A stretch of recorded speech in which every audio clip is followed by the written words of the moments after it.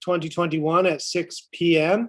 I call this meeting of the Wellfleet Select Board to order in accordance with the temporary suspension and enhancement of the open meeting law requirements by Governor Baker. The first order of business is announcements, open session, and public comments. Please note that public comments must be brief. The board will not deliberate or vote on any matter raised solely during announcements and public comments. Let's see. The participants here. Looks like Helen's got her hand up. Go ahead, Helen. Something we haven't noted, which is our Shellfish Constable got Shellfish Constable of the Year award this year. We've been it's been such an unusual time that we forgot to announce that when it happened, which was a few beats back. And she completely deserves it, in my opinion.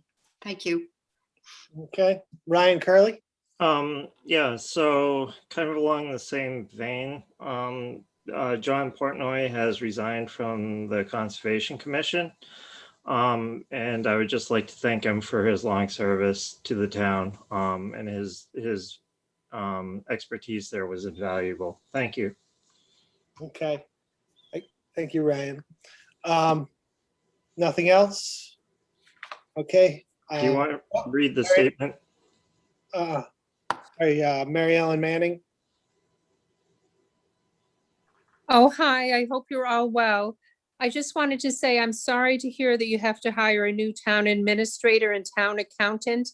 And I just would suggest, I don't know all the details, but maybe it might be wise to take a step back and not be in a rush to hire a permanent person and hire someone in the interim just to take a look at the way things are going and see if there's any areas of improvement.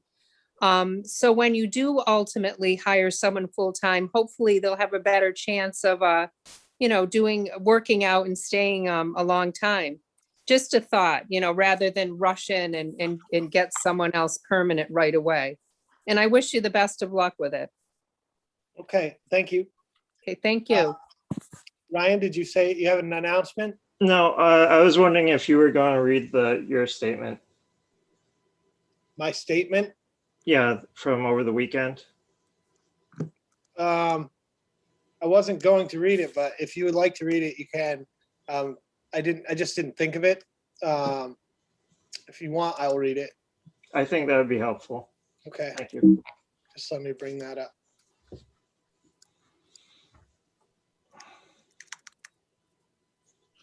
Just guess, I assumed everybody knows what's going on because it's Wellfleet. So, okay. So this is our Wellfleet Select Board media release from April 24th, 2021.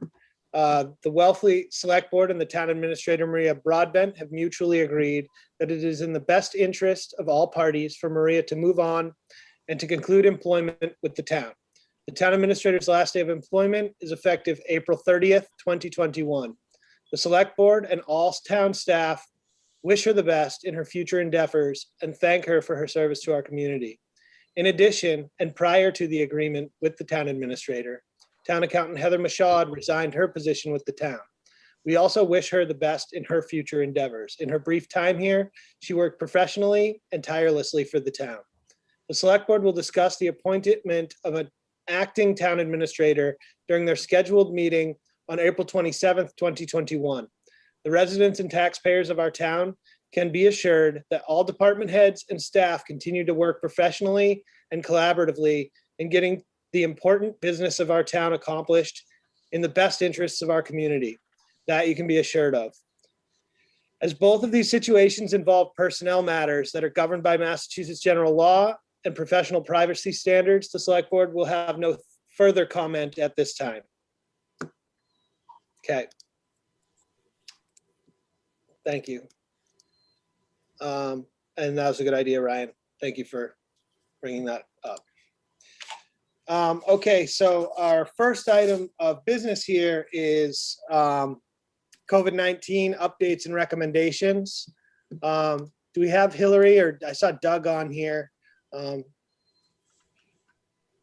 anyone have any announcements to make as far as COVID is concerned?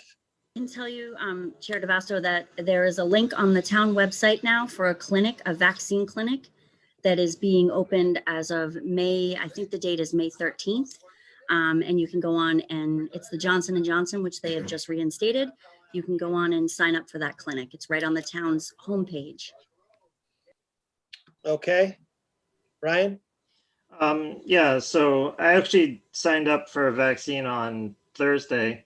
They are offering them now at Cape Cod at Four Seas. So you don't have, so the local residents don't have to make the trip up to Gillette like they were, and it was really easy. They had plenty of appointment times available when I made mine. So thank you. Okay, that's great. It seems like the vaccination rate is fairly high out here, and I'm glad to hear people are taking advantage of it before our summer season. Okay, anything else on COVID-19 updates? Yeah. Yeah. Helen, go ahead. Yeah, so I'm going to bring this up later too, but I want it to be at the head of the meeting, so whoever's not there in the future gets to hear it too. I'm hoping for a future agenda item where this board discusses what our policy on large group events like the 4th of July parade, SPAT, the Oyster Fest is. Just to give people some way to imagine what they're going to be doing this summer. I mean, the people who are putting events on. So we can't discuss it now, but I just want to bring that up. Yeah, I mean, we can kind of discuss it in its terms of relating to COVID-19. But that's all, yeah, that's all it relates to. So just on in that same vein, we did continue our use of town property application process that we had in stated last year, where things have to go through all the various departments. And so far, no large events outside of town events have come to us to request permission of use of town property. But I think Helen's right. We do need to have some sort of discussion so people kind of know what to expect before they bother putting something forward to the town. And also, town events, what people should expect the town's going to be hosting this year. So we'll deal with that on future agenda, but I think point taken. Okay, next on the agenda is, unless there's another COVID, no. No, we have discussion on postponing town meeting. So I have Chief Polly and Harry Turkanian on, our former town administrator. And I'm not sure if, yeah, Dan Silverman's on here too. I know they've been working hard to coordinate the annual town meeting.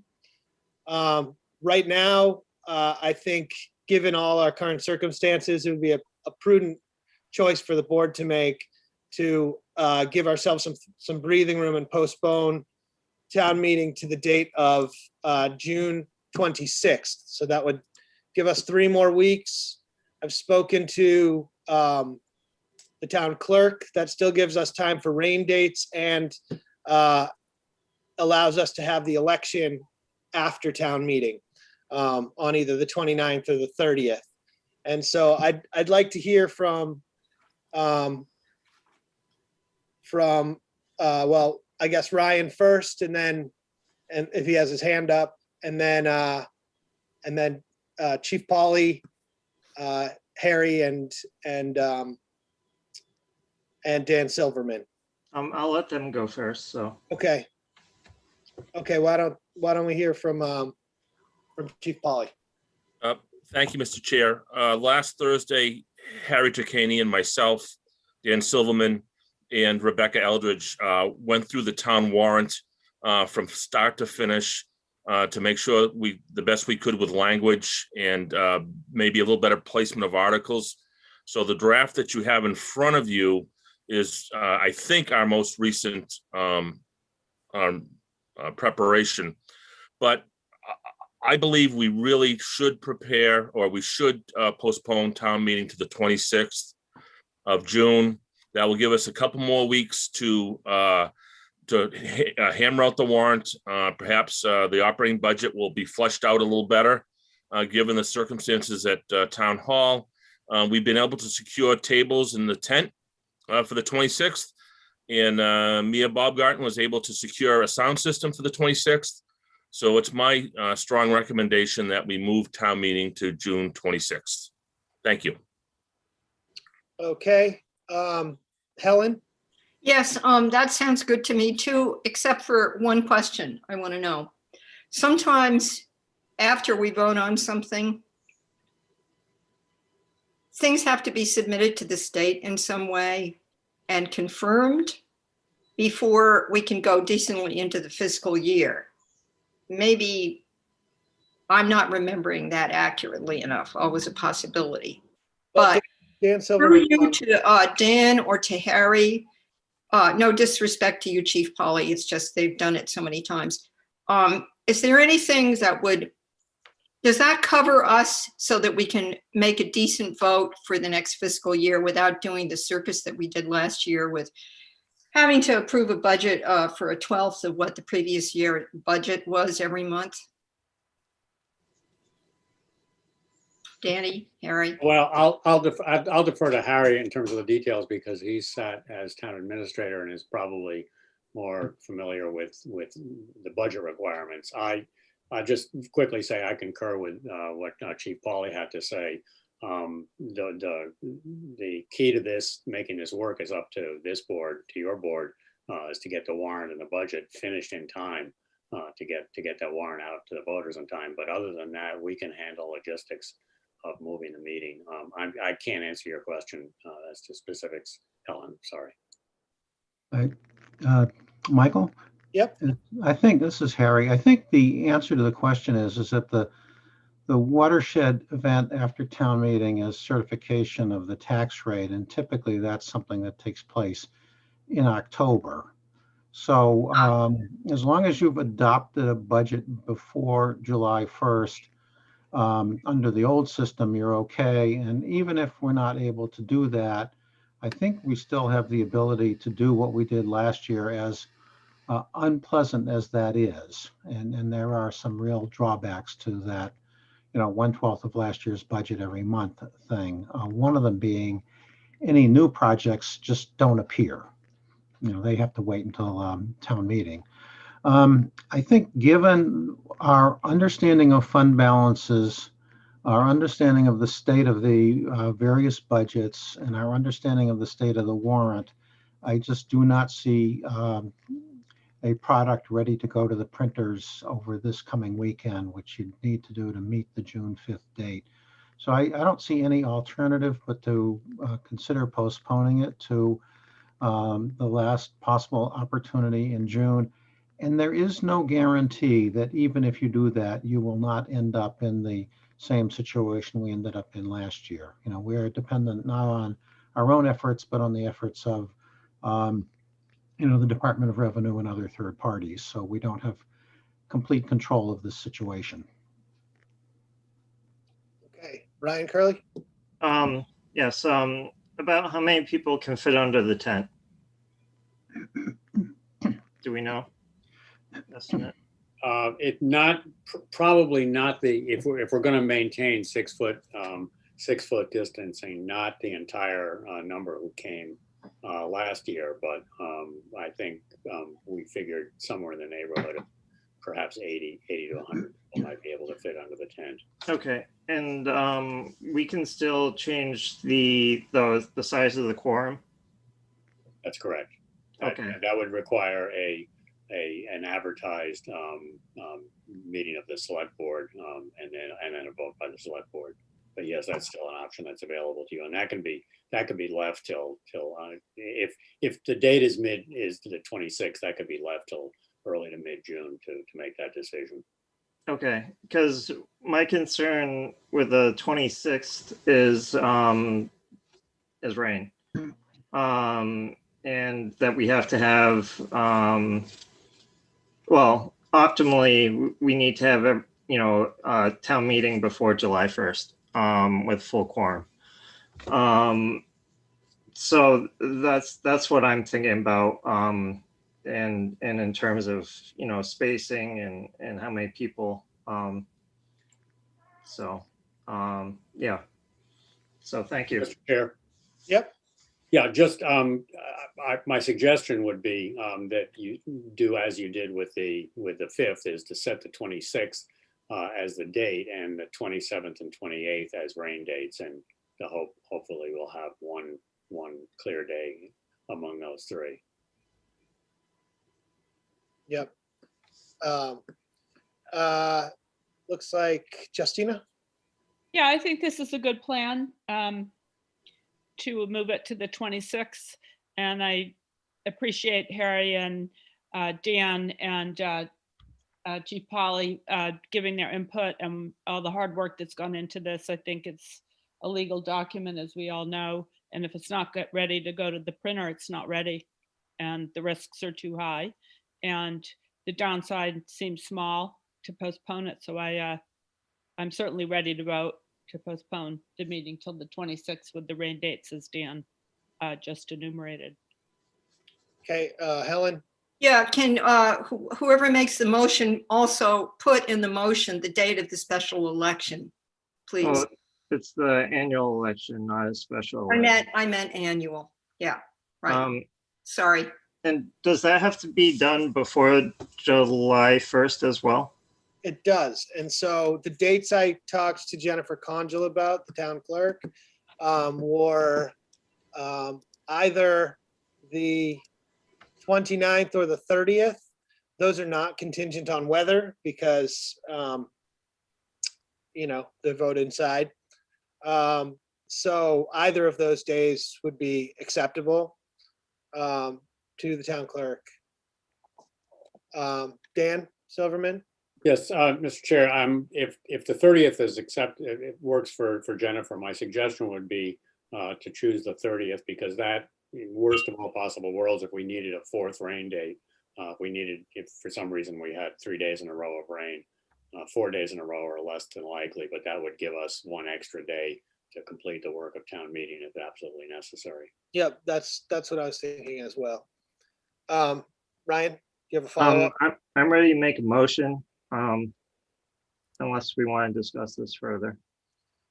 No, I think it's pretty clear that we are in a situation where our warrant's not ready to go, our budget's not ready to go, and we're already in a situation where to be clear to everyone, we would be having to finalize this by Friday and send it off to the printer.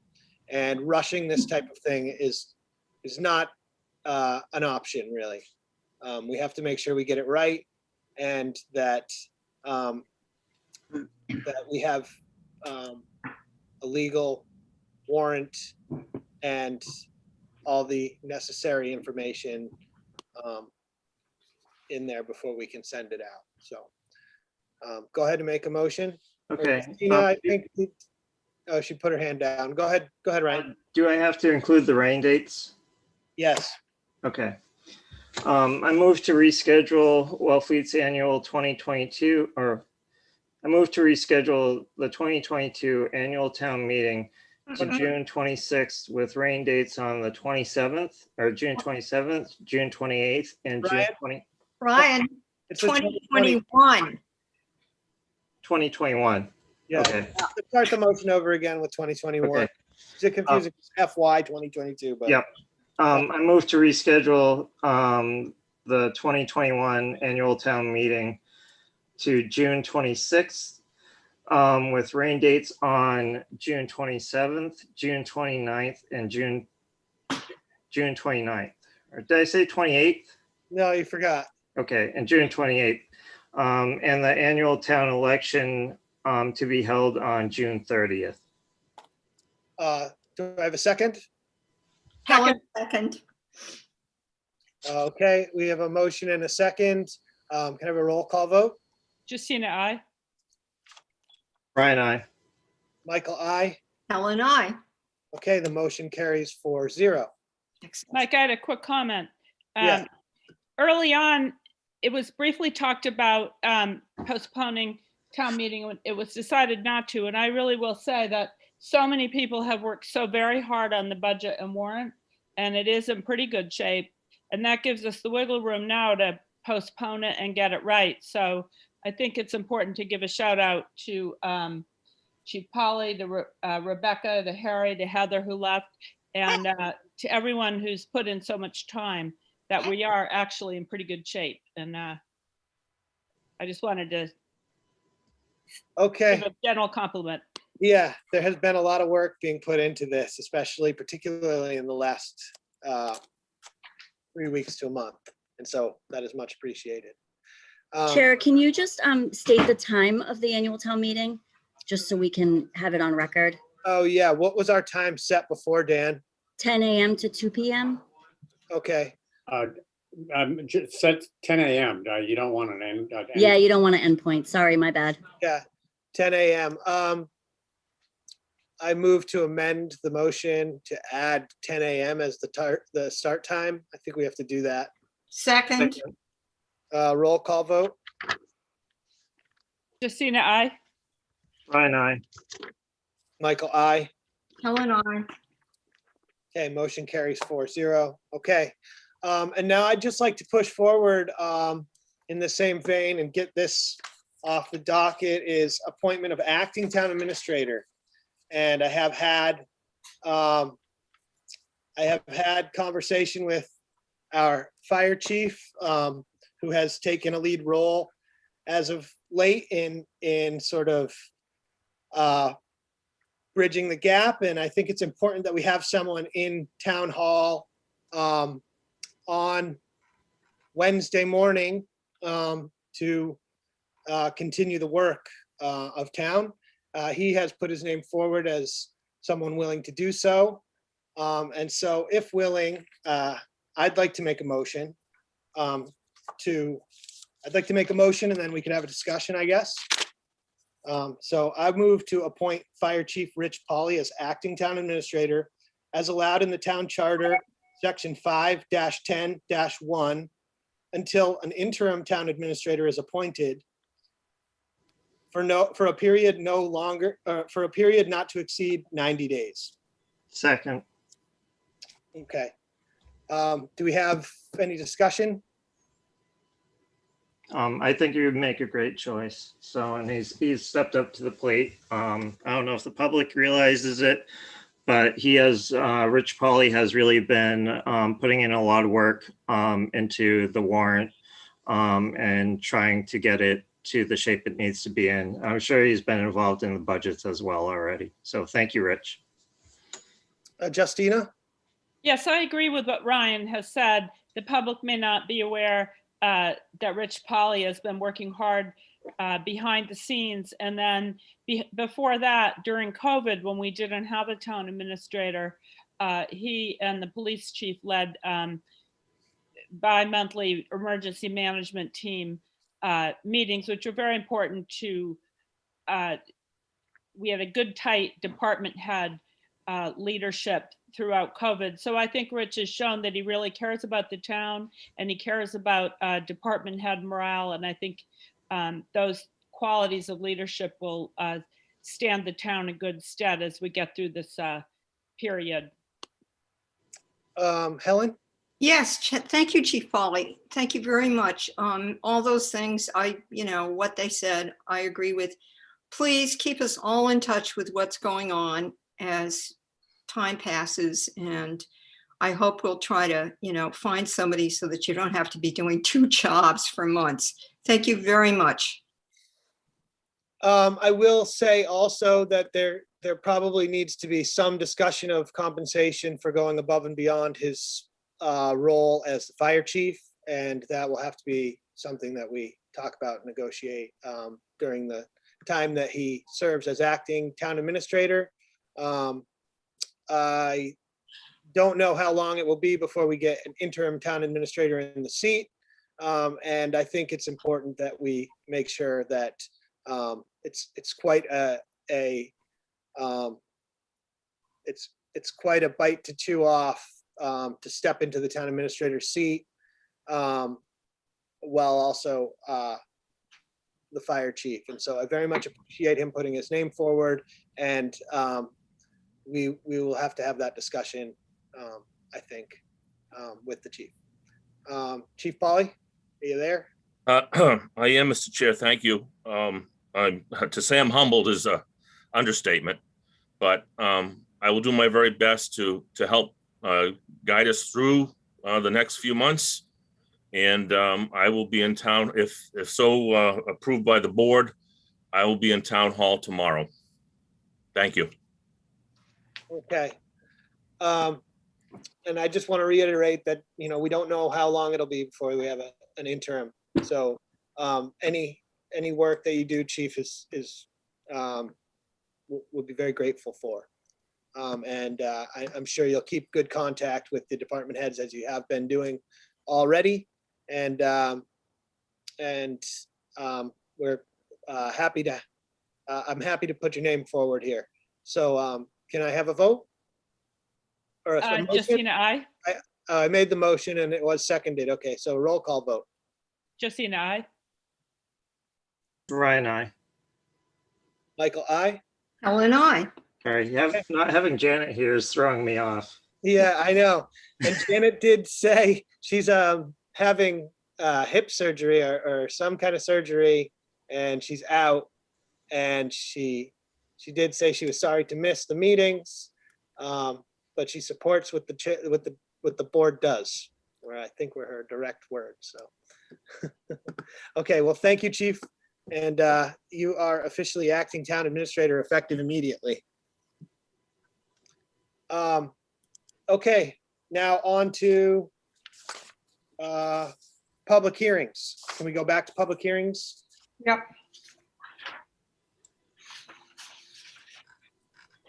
Okay, Nancy, are you on here? I am. Can you see me? I can see you. And so I was only going to recuse myself on a section of this, but then there's another section, the application procedure. There's another section in here which may impact me directly. So I'd prefer to recuse myself from the whole thing just for expediency's sake. I don't think that I need to, but for the sake of expediency and also not having to go back and forth between these things. Is someone willing to chair this section of the meeting? I can do Helen it. has raised her hand. Okay, so Helen, can you please chair this section? You bet. And I will recuse right now. Ryan, you got your hand up? Yeah, so Madam Chair, I would like to, if we're doing this in sections, I would like to do section 2 first to take it out of order. Section 2 is the what? Definitions? No, that's the second, it's 7, or what is it? It's a combination of a couple. Sorry, I'm pulling it up. Oh, Ryan. Yep. Here's the thing. So in our documents, in our packet, we have very specifically which parts of section 2, the language for it. And we can't, I think I'm remembering what I heard from Nancy Chavetta about. This is a worthy idea. I'm all for it. But we can't do it at this meeting because that exact part of the definitions hasn't been included in the packet. So we could do it at the next meeting. Okay. Section 2 has all the definitions in the shellfish regs. Well, this would be 6.1.2. 6.1.2, but is the exact language that The section 2 shellfishing policy for the town of Wellfleet. It's the 12th page of our packet. yes, I know.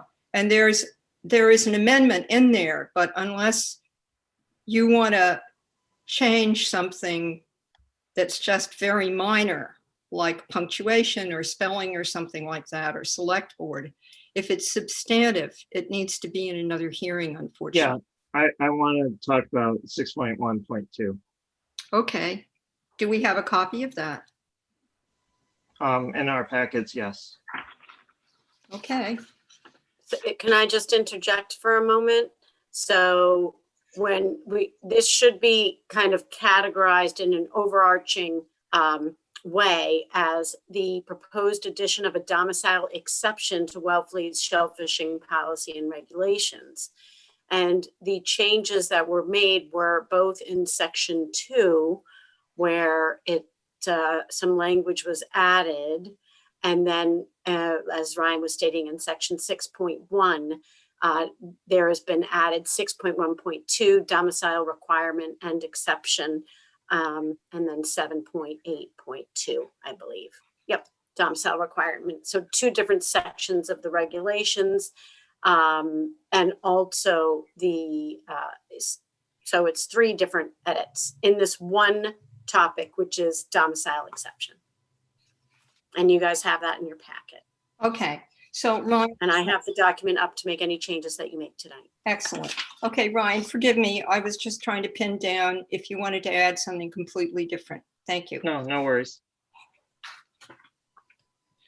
So I have amendments to it. Are we taking this out of order? Does everybody feel comfortable with that? And we'll do the application amendment first. I mean, second. Let's go. Okay. So Rebecca, can I share the screen? Yep, give me 1 second.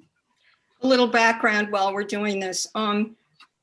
As we heard from Nancy Chavetta in our memorandum about this, this was drafted in collaboration with a lot of people, and most recently with the Shellfish Committee twice, and also twice with the Shellfish Department, who recommended it. But let's go. Slow me down.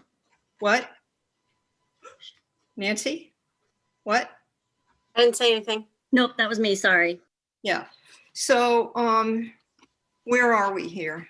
This is 6.1.2. Wow, this is a Can you lot. make that any better, bigger, Ryan? Yep.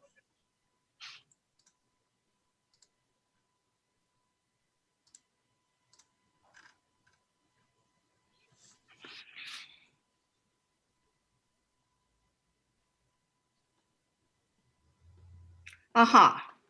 This is a very major change. So may we hear about it from you, Ryan?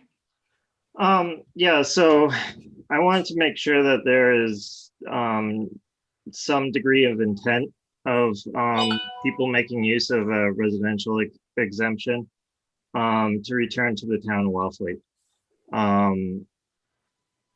Because otherwise, you know, somebody could move out of town and still be with no intent of returning and still qualify for a residential exemption.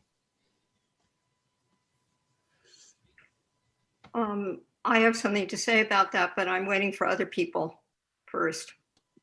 And just so you know, I can't raise my hand when I'm sharing the screen, so. So will you wave your hand at me if Yep. you want to? Yeah. Shellfish Constable, Justina. Justina can go first. I'm just quickly reading the rest. Yeah. Well, first of all, I'm in support of this, the spirit of this regulation. I think we all know how tough it is, the housing situation in Wellfleet is if you don't already own your house. So I think it's good that this regulation is being revised. So I support it. I think Ryan's concern is valid, that there has to be some administrative mechanism to show good faith. We don't want, the overarching purpose of shellfish grants in Wellfleet is to keep them for Wellfleet residents. So we don't want to invite abuses of that. So I don't see a problem in finding some sort of administrative mechanism, sort of like we would with affordable housing, where you're, you know, if you have to requalify for an affordable unit, in some areas. So I'm just saying, I support Helen, I support this regulation giving the residential exemption, but I do support Ryan's concern there be an administrative mechanism showing evidence of effort. That seems reasonable to me. Okay, here's what I have to say about this. Yes, Ryan, it is of concern. And this was thought about very carefully by me over many years, speaking with other people.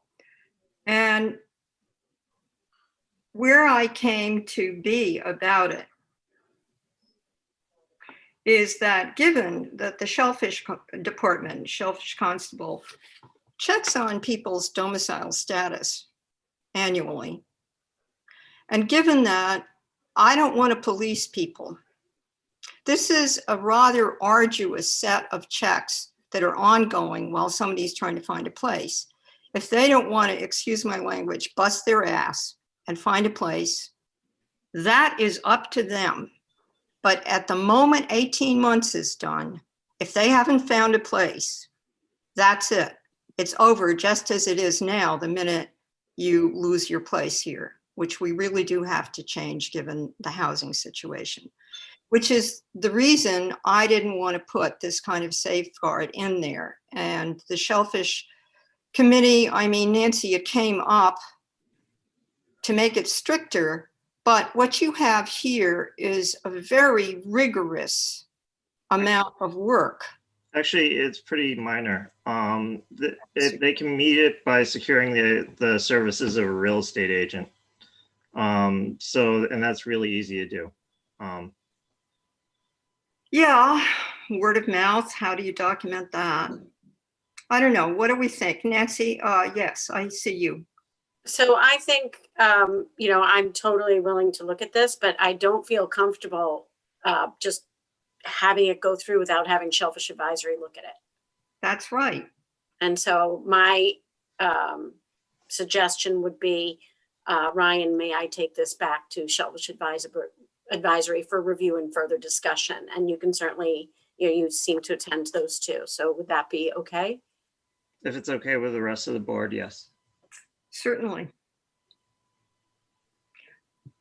Helen, Yes, Barry, yes. as chair of the Wellfleet Affordable Housing Trust, I just want to report that the Housing Authority, Local Housing Partnership, and Housing Trust have been working on engaging with the aquaculture community because of the resident-only nature of these licenses and the precarious position that some of these license holders find themselves in. And we would just encourage flexibility because it strikes us as a doubly devastating blow if someone loses their housing and also loses their livelihood. I'm not going to speak to particular language, but just want to encourage you to consider finding ways to be flexible in what you end up with finally. Thank you.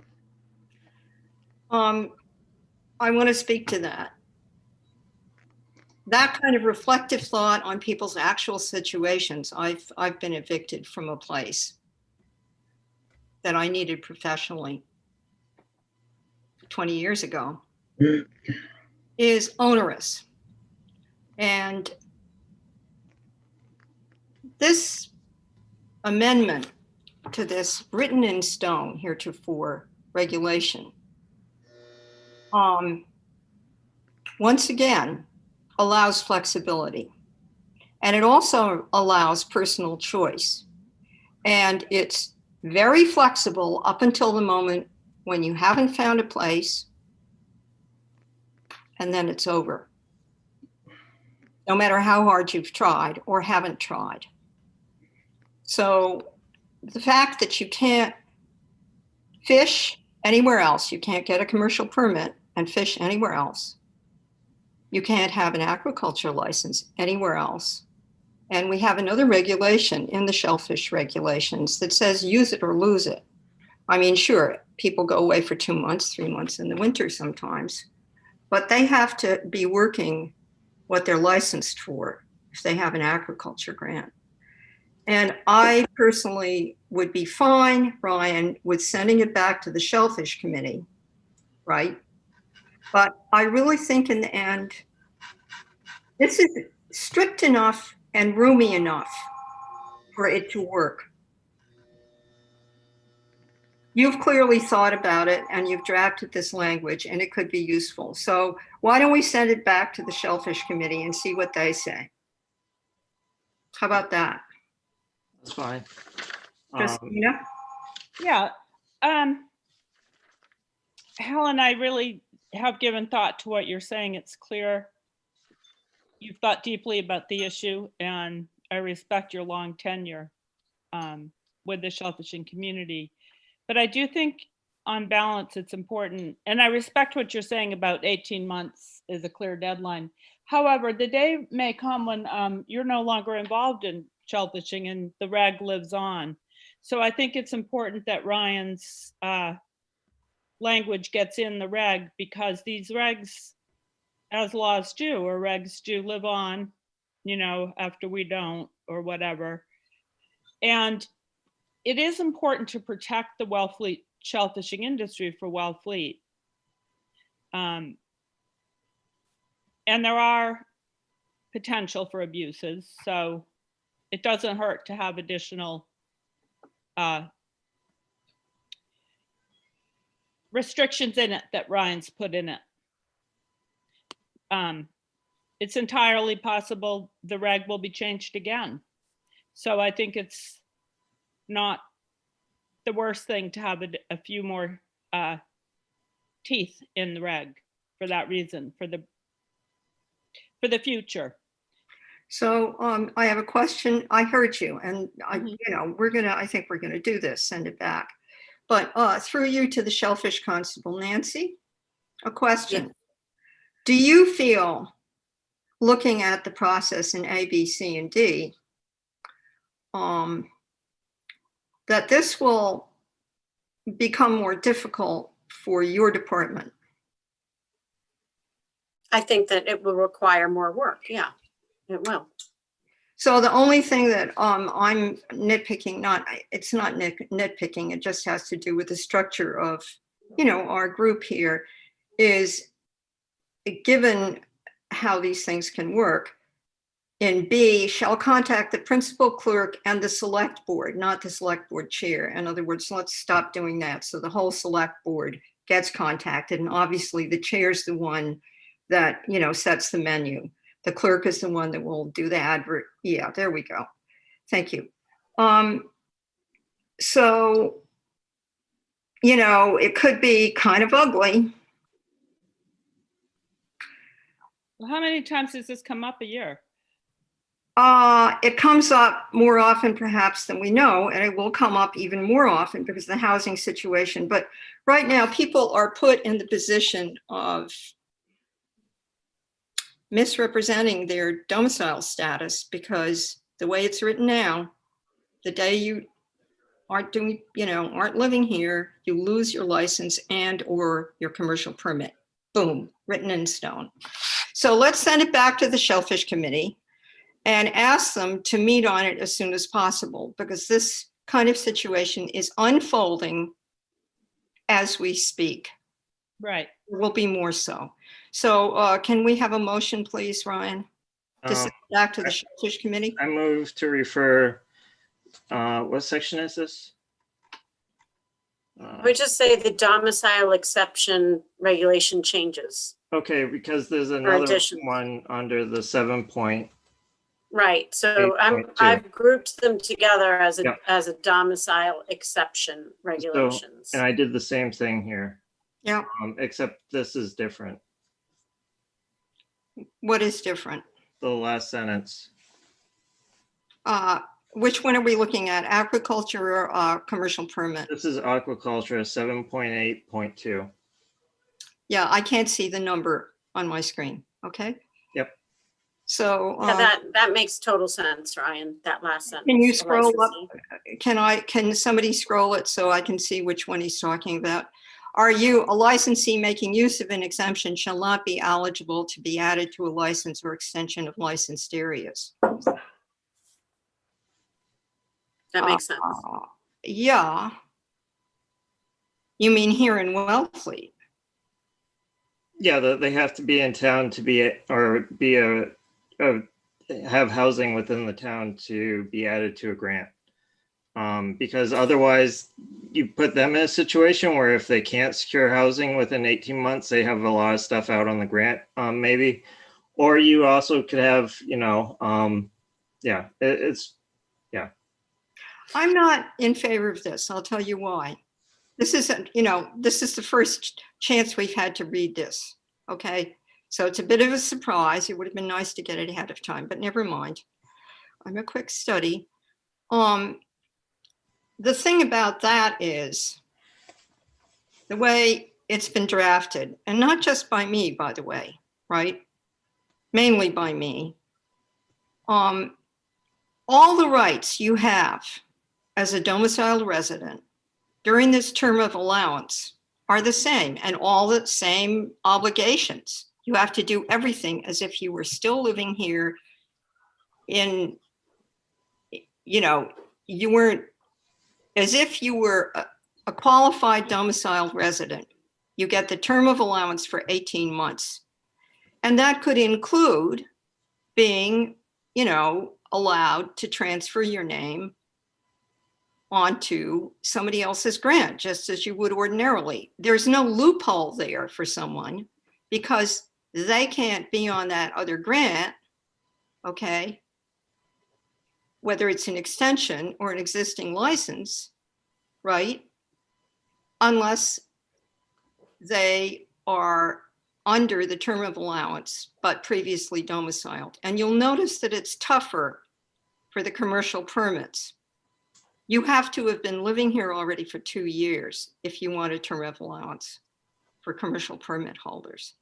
So I don't see this, I see this as saying to someone that they are, through no fault of their own, remember, because it has to be verified that you're losing your place for reasons beyond your control, very clearly, right? It isn't just like, oh, I want to move to another, to Brewster because I like it better or whatever. This handicaps someone and tells them they're not a legitimate shellfishing person here, permitted, licensed, the way they have been. I don't see that as making sense, but why don't we send the whole thing back to the Shellfish Committee? Okay, and they'll do another meeting on it. Let's send the whole thing back. Okay. Sounds good.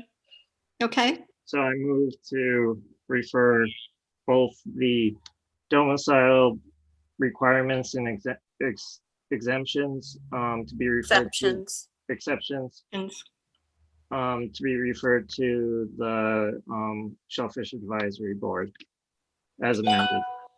Helen, second. Roll call vote. Justine, I. Ryan, I. Helen, I. Okay, 3-0. How do we get Mike back? There's still the other ones. Oh, the other ones, what are those? It's the application procedures. And I have amendments to that as well. Okay, it would have been so nice to get them beforehand, but never mind. Helen, I I'll can send only it to you later. Don't worry about it. I can only handle so much at once. No kidding, me too. So, can this be seen bigger? Yep. Please.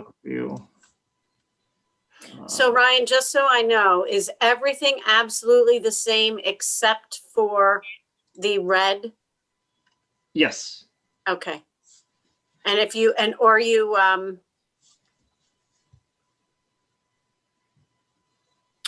so, and then you cross out what's not. Yep. I try to make my edits pretty clear, so. Okay. An application utilizing their domicile resident exception. It's not an exemption because it's not always, it's just an exception, just for clarity, exception. Why are you I have a question since, we're the Shellfish Regulatory Board and we're discussing it. Ryan, why are you being so tough on somebody who's just lost their home? This isn't really being tough. I think This isn't somebody who's lost their home. Now we've changed discourses and we're talking about the section of our regulations that said, hold on, I'm gonna call mine up. Hold on, please. Just give me 1 minute. Mhm. I just want to read it exactly. So we have a regulation 7.6, process for approval of aquaculture licenses. The Board of Selectmen will accept and process applications for area licenses in accordance with MGL Chapter 130, Section 57, and the application procedure of the town. And the application procedure of the town is nowhere to be found. So I wrote it, and that's what this is right here. Yes, I know that. I'm looking Okay. at on this. Just clarifying, because I know I have a lot of things on the agenda tonight, and I want to make, the best use of your time. Ryan, I'm looking at, through myself to you, I'm looking at, and maybe we all look at it, 7.8.1 here.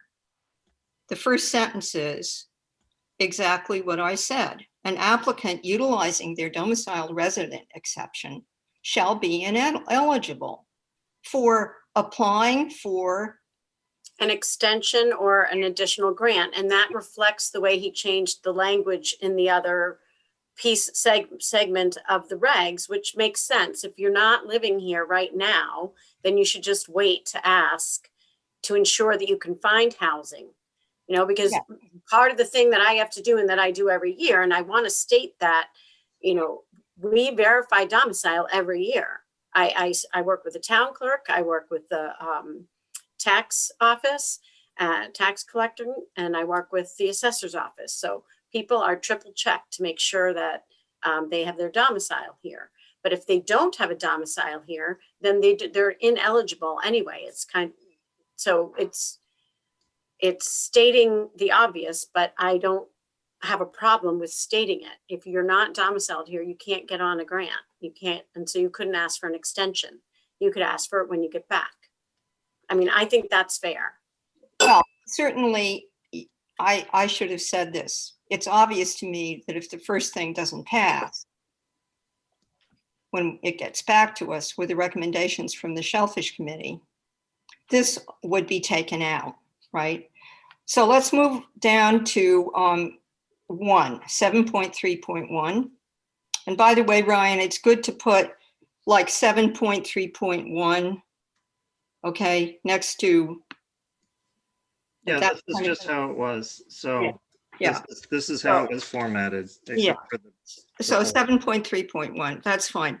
And It's we make an effort. not 7.3.1. Yeah. I think I should be the one to renumber it, okay? Okay. If you Okay. guys don't I mind. accept that. That's getting into it's not a good use of your time, and, okay, can you scroll down? Yep. I think because of this document refers to them as the checklist for aquaculture lease applicants and 5-year business plan, that needs to be added to the definitions under section 1.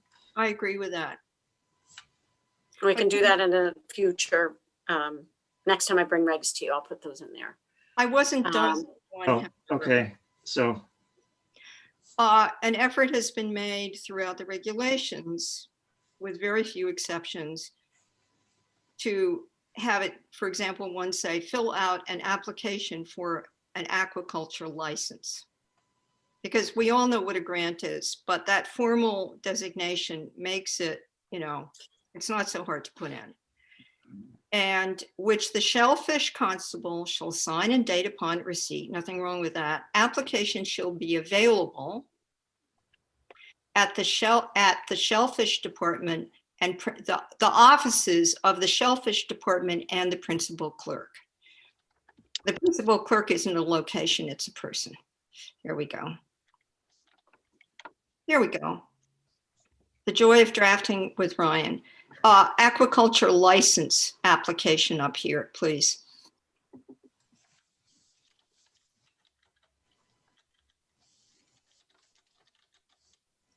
There we go. Thank you. So in 3, this is very, very important. And this did come up with the Shellfish Committee. it was surprising how none of them knew that in the shellfish regulations, quite reasonably, the select board can't license something to happen on somebody else's property. Like, if there's a food truck application and it's going to be on private property, we need something written before we can approve it as the licensing board of the town. So in 3, it should read, because you don't want people to think they can just get word of mouth permission, determine whether upland owner permission is needed, and if so, obtain written permission. So that now echoes the regulation, and it protects us because we can't license something. We cannot license something on somebody else's property. And we've had a number of, hearings with giving people renewals, or back in the day, extensions. And if they were on private property, they all had to produce in the packet, when they came before the select board, we had to see that the owner gave written permission. Thank you. Yeah, and if we can just go back a step, the A that I added, the checklist for aquaculture lease applicants and the form for a 5-year business plan would have to be submitted to the select board for their approval and any changes made to it. This is kind of to prevent, not necessarily you, Nancy, but if a shellfish constable in the future decides to put a poison pill in the form, that comes before the board to make sure that, it doesn't become onerous. So. I don't get that at all. And I think that, the way that it's been running up until now is the way that I wrote it, where all of the information is collected and submitted for the packet at once. So you guys have it all at once. Yep. And this is what you guys, maybe you weren't on the board then, but this was the directive I was given to have it very clear memos, clear information. And honestly, I don't feel comfortable, and I have not included a 5-year business plan. I think that's proprietary information. I think as long as the shellfish constable reviews it and understands what people are proposing, I don't feel comfortable putting somebody's business plan up for public domain. Okay, well, this is mostly for the form that you use to intake this information. If that makes sense, because they're now effectively part of the regs of shellfish. Yeah, there's lots of things that are part of the regs that aren't in there. You know what I mean? Like the application's not included. But anyway, I'm just. This isn't about. Yeah. I think it's about. It seems a little bit like. I tried to keep something so simple, because when you add to regulations, you're not trying to add difficulty. You're trying to make it as simple as possible. So I don't know what was wrong with the way I wrote it, that it needs to have been, the checklist is like, it's just a checklist that we go over to make sure that they have everything that they need, so that then I present you with everything that you need to review as the regulatory authority. I see that Mike DeVasto's hand is up, and Mike, are you going to speak about something that only concerns yourself, yourself and I? I am speaking on behalf of myself as a resident from the audience, if so allowed by the chair. You have recused, and if you want to address something that has only to do with your needs and your particular situation, you're allowed to, under the Ethics Commission's, obligations, under the ethics, the conflict of interest law. If you want to talk about over 10% of the town, you can do that. But if you just want to represent a small portion of the shellfishing community and you've recused, you can't. Well, I just want to speak on my own behalf. There we go. And basically, I just want to say that I think that this is important to have this, but a lot of this stuff is laid out in Mass General Law as far as what's required. And so when I put my packet together, everything in there was required by Mass General Law, including a business plan. Now, this application procedure was not part of the regs. And I think keeping it simple, because currently there is no application procedure, is probably the best way forward. And a lot of this is determined by what is set out by Mass General Law. So yes, you can be stricter, but I think that the requirements set forth by Mass General Law are sufficient, and that having an application procedure would have probably been helpful in my situation to avoid miscommunication. A That's all. procedure would have been helpful in the past for you. Is Yeah, that, it would be helpful to the few, if it'd be helpful in the future for the department. I mean, I don't think getting into the weeds on something like this, as someone who's involved in this the process and has recently been involved with the process, that that having a basic application process to get it in front of the board, which is the ultimate licensing authority, is the goal here, right? So that's all I'll say. I mean, in the end, it comes to the select board, and they determine whether there's an adequate application in front of them, not the Exactly. constable. Okay. Constable's role would be, in my opinion, to certify that an area is a suitable area and to determine whether someone is qualified. And then everything else is pretty much spelled out in MGL under the application procedures to apply to the select board or the licensing authority. That's all I have to say. So, okay, I'm going to address that. So I was there working on, at the time, a similar procedure document, regulation. This was about overwintering. And I questioned it the way you did, Mike.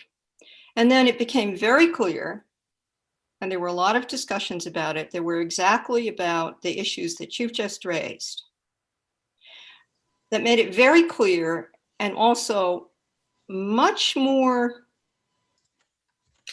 equally applicable and consistent for a shellfish department. And remember, I've been around 3 different shellfish constables. The acting one, Jim McGrath, was there, then Andy Koch, and now Ms. Chavetta. And having this codified as a regulation, I think, is a very good idea, because any future shellfish constable and any future applicant will see that they have to do exactly the same thing. And what's in Mass General Law, which I am horribly, excruciatingly familiar with, even though we know I don't fish, but I've been crawling through this for about 15 years now, is a lot harder to put your finger on and to just hand something to somebody and say, these are all the things you have to do to apply for this. They get to take it home or see it on their screen. And it's much easier for them. And it isn't something that anybody can interpret unfairly. So I'm very much in favor of this. Although I have to say the 5-year plan, which I thought about before the meeting because I heard about it from the shellfish constable who gave me a heads up about it. I thought about it through myself to Ryan, and I really think that's a little bit a bridge too far. In other words, yeah, you've got to have a plan, but I don't think it should have to be submitted before you get access to what you're going to be farming. Thank you. So I just clarified that it's the shellfish department's form for it. It's the shellfish department's. You mean the one they've already got? And any changes to it would have to come before the board. Because I it's don't not, think select boards generally know enough about shellfishing.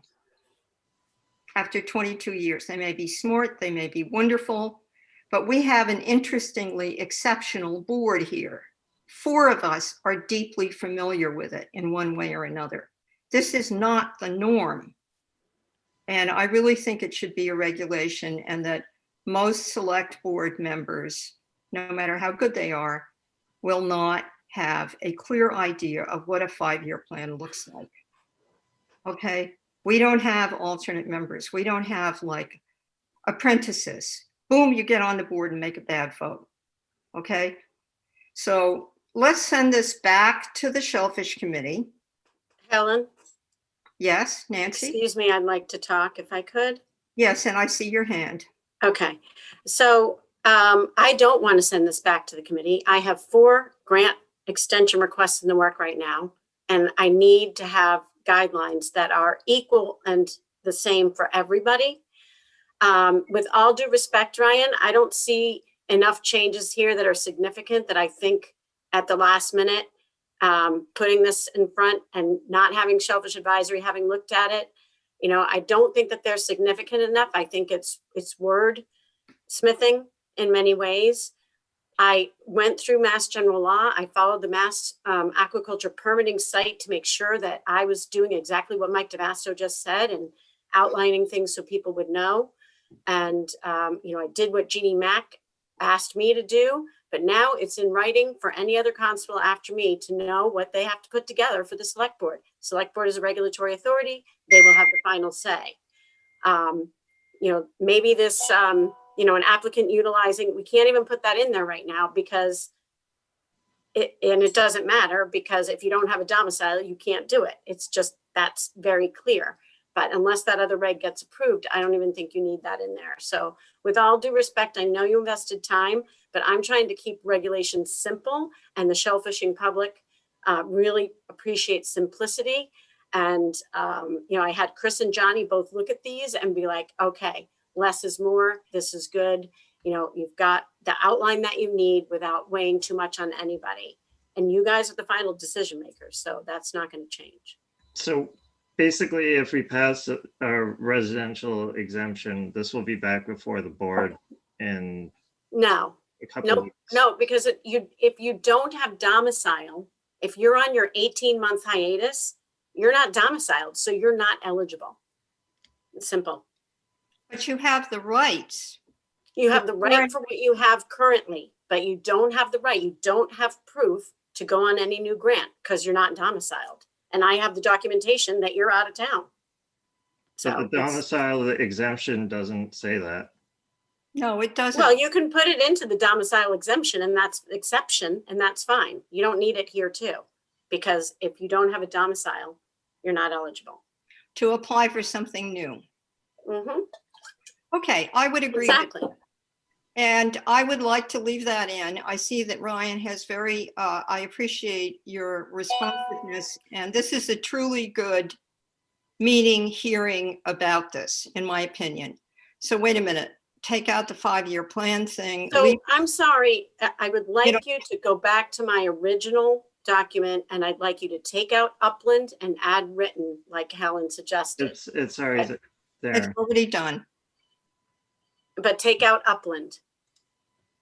We're looking at Ryan's copy and he put written in there, and oh yeah, upland's Right. gotta go out because. But can we just go back to my original copy and make those 2 changes for A and C? Or I would 3C? I would still 3A. want the process more clearly laid out about filling out the application that the Shellfish Department has to sign and date it, Yep, that happens. where I've they're got 2 sitting located. in my office, signed Yeah, and dated right so- now. So that's all. So this is all good with you right here. So that's fine. We can leave that in here.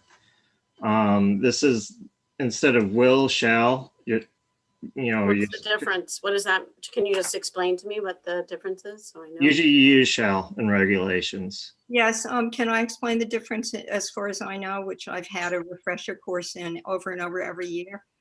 Will is a prediction about the future. Shall is a mandate. Okay, great. These are just simple corrections here. This adds the principal clerk and the select board chair for advertisement, because the select board chair has to add it to an agenda. And then this, but, okay, principal clerk for advertisement and placement and request, yes, you have to, you ask the chair for placement on a public hearing, you know. So I usually ask the town administrator to put it on an agenda, So- and then they decide which agenda it goes on. it's before the chair's the agenda. chair. Point of order, Helen, could we just pass Nancy's the way it's written? It can always be given a proofread, but I think now we're really beginning to take up select board time over shall versus will and real wordsmithing that probably is. Okay, here's perhaps the not thing, two appropriate. things. We do have to take out upland and put in written, because So Okay. can At this I can point, share my screen if you want. yeah, hold on. Ryan, I have a suggestion for you.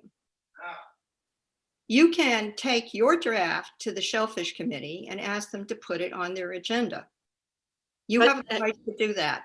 And then they can argue about it. And Nancy has very clearly and justifiably presented her argument. And I would just, you know, think about it and do that. And what we need, I think now, given what's going on, is to use Nancy's draft, take out upland because it's not accurate. People can own bottom and they live all the way across town. Put in written to, you know, coordinate with the regulations. And then take another look at Ryan's suggestions after the SAB has looked at them. Okay, but we do need something in place, in my opinion. So I'm happy to change will to shall and make, so I can, if you want, I can share my screen and do it. And then you guys can pass this one and we can amend it later when Ryan takes it back to Shellfish Advisory. But I need this to get my job done right now. Yeah, and Ryan, you know, I went through 2 meetings with them before I brought it to this board. Okay, so it's kind of a normal digestive process. Nancy, can we have the Nancy's to look I at? have yours. on- Here, I'm passing it. How do I do that? Thank you. Okay. So,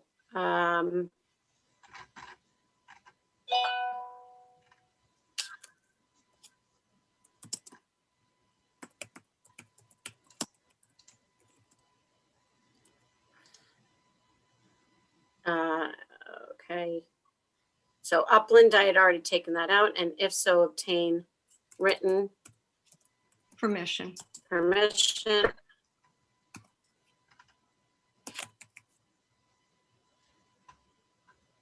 So should all of these, shall contact, shall write, shall provide, shall, should I Mhm. just, You can change those later. is will stronger than shall?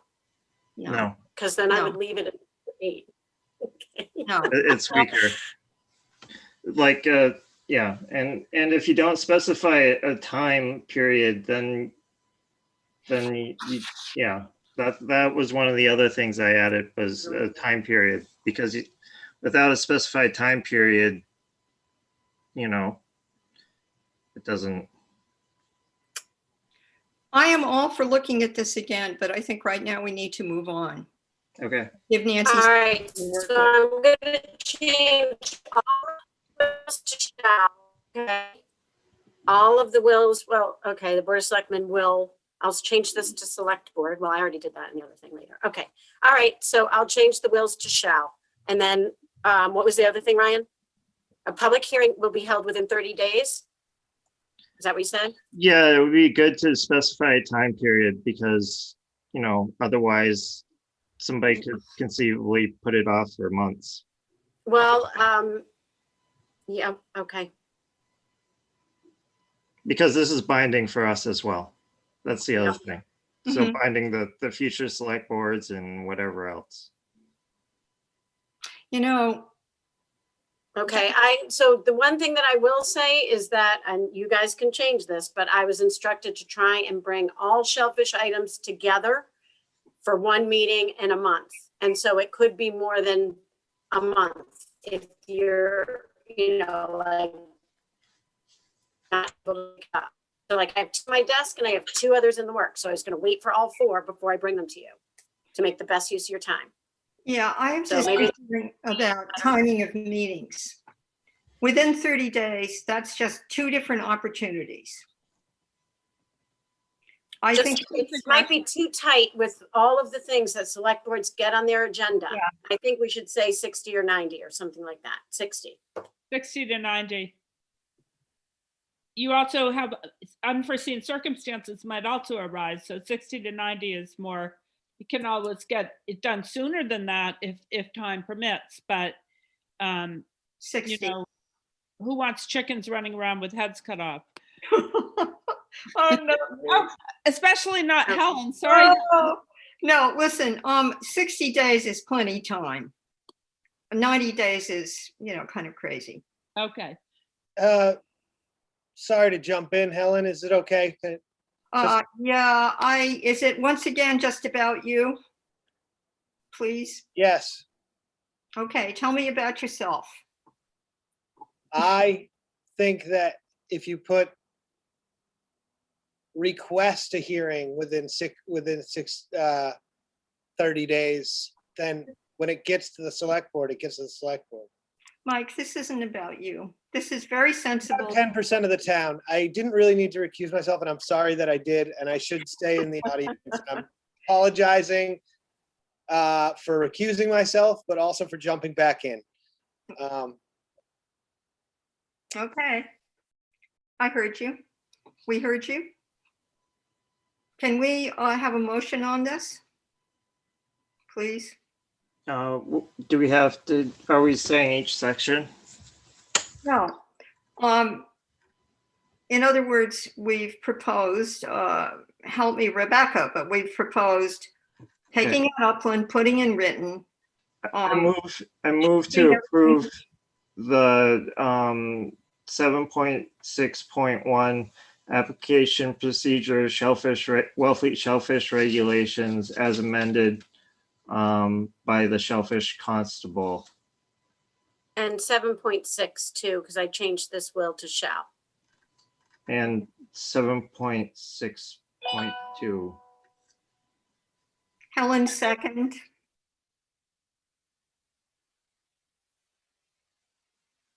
Okay, roll call. Justine, aye. Ryan, aye. And I. Come back, Mike. Please come back. Did Thank you vote, very Helen? much. Yeah, she did.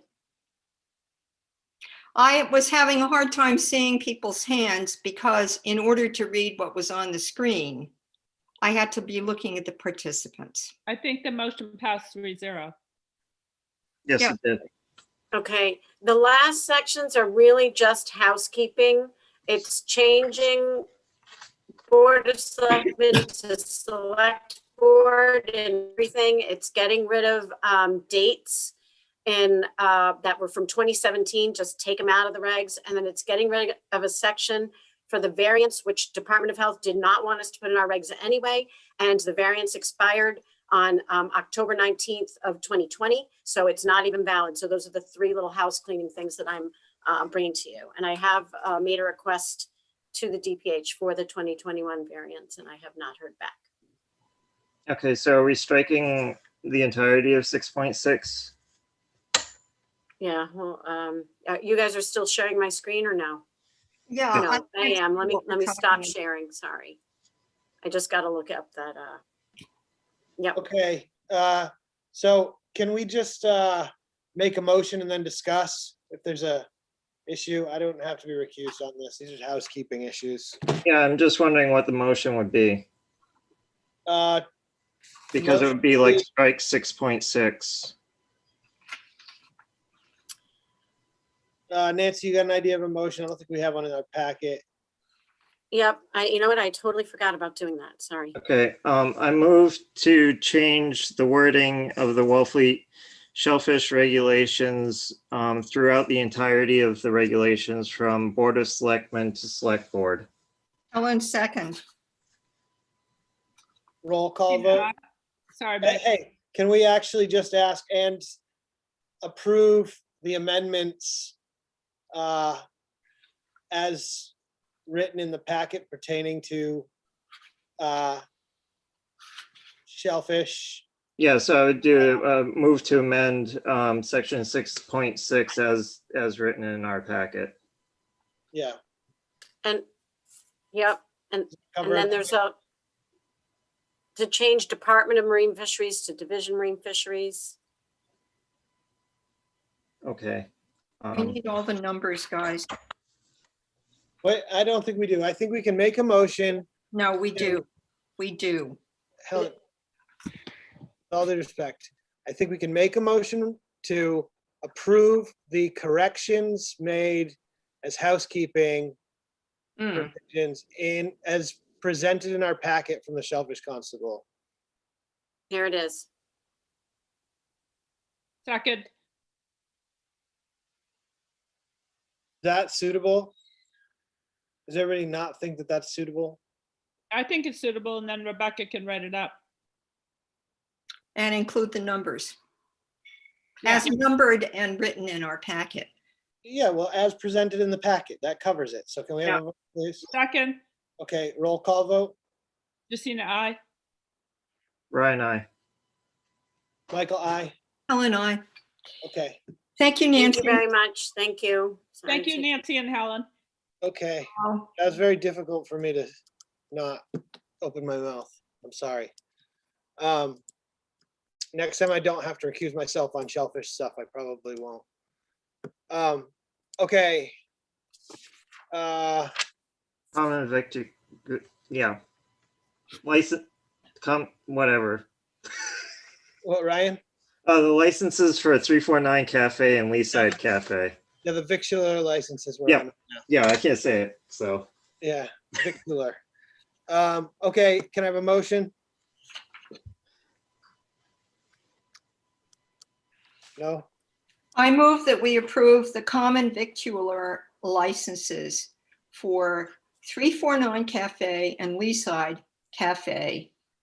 Second, I just have one thing to say, which is I checked with our licensing administrative assistant for licenses, and these have checked out with all the departments. The applications were full, were adequate.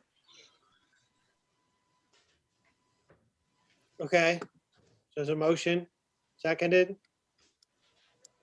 Is there a second? Second, Ryan seconded it. Okay, sorry about that.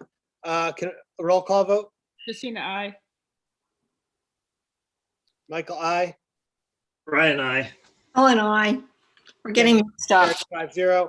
Okay, and did we do the food trucks? Not yet, right? No, No, The food trucks, please. I move to approve the food truck licenses for the following food trucks: 349 Cafe and the Leeside Cafe. Uh, conditional on inspection by the health agent. Yeah, I think that's, That has to happen after, so it's conditional. they're I'm always, adding that to the motion, please. Okay, okay, conditional upon the inspection of the Wellfleet Health Agent. Yeah, passing inspection. Passing inspection. No. Sorry. it's implicit, Helen. No, it's not. Okay, roll call vote, please. Justina, I. Ryan, I. Michael, I. Ellen, I.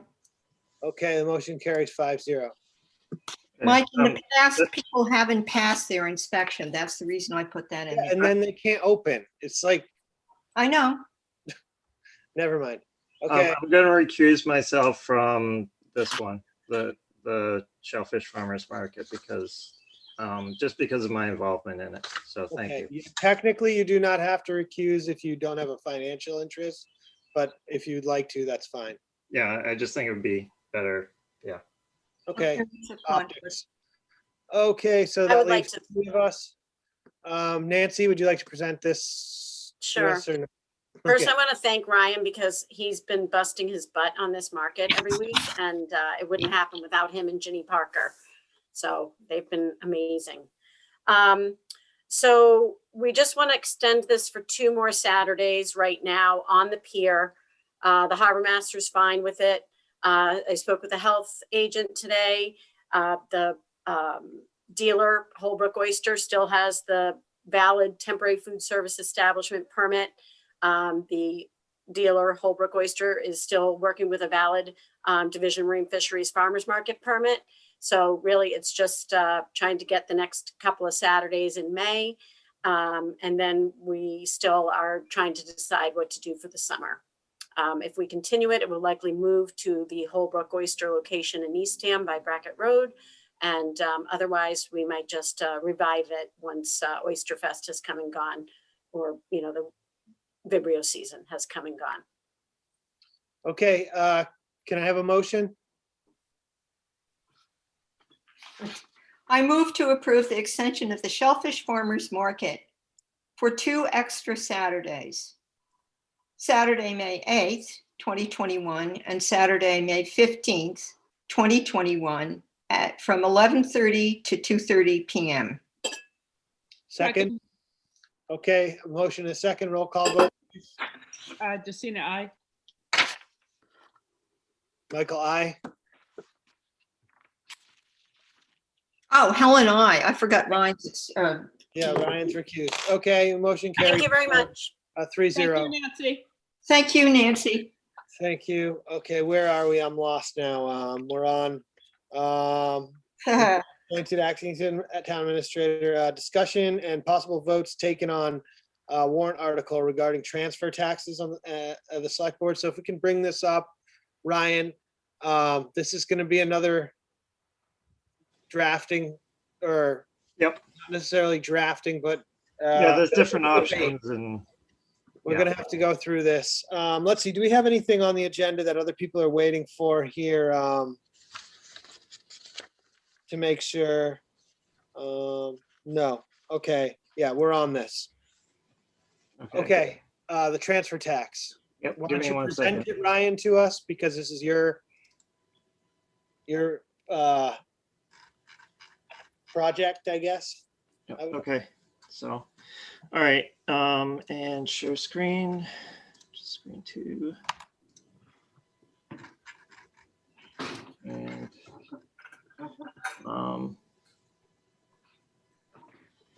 so let me know where you guys want to go on this. And I can't raise my hand.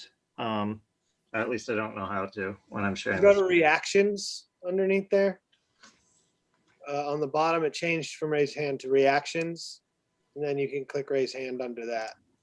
You see Or that? you can go to participants, and over at the bottom of it, if you scroll down. Yeah, that doesn't come up. No, that's not there anymore. It's under reactions in here, record and screen share. Raise hand is there. Works fine for me. Never mind.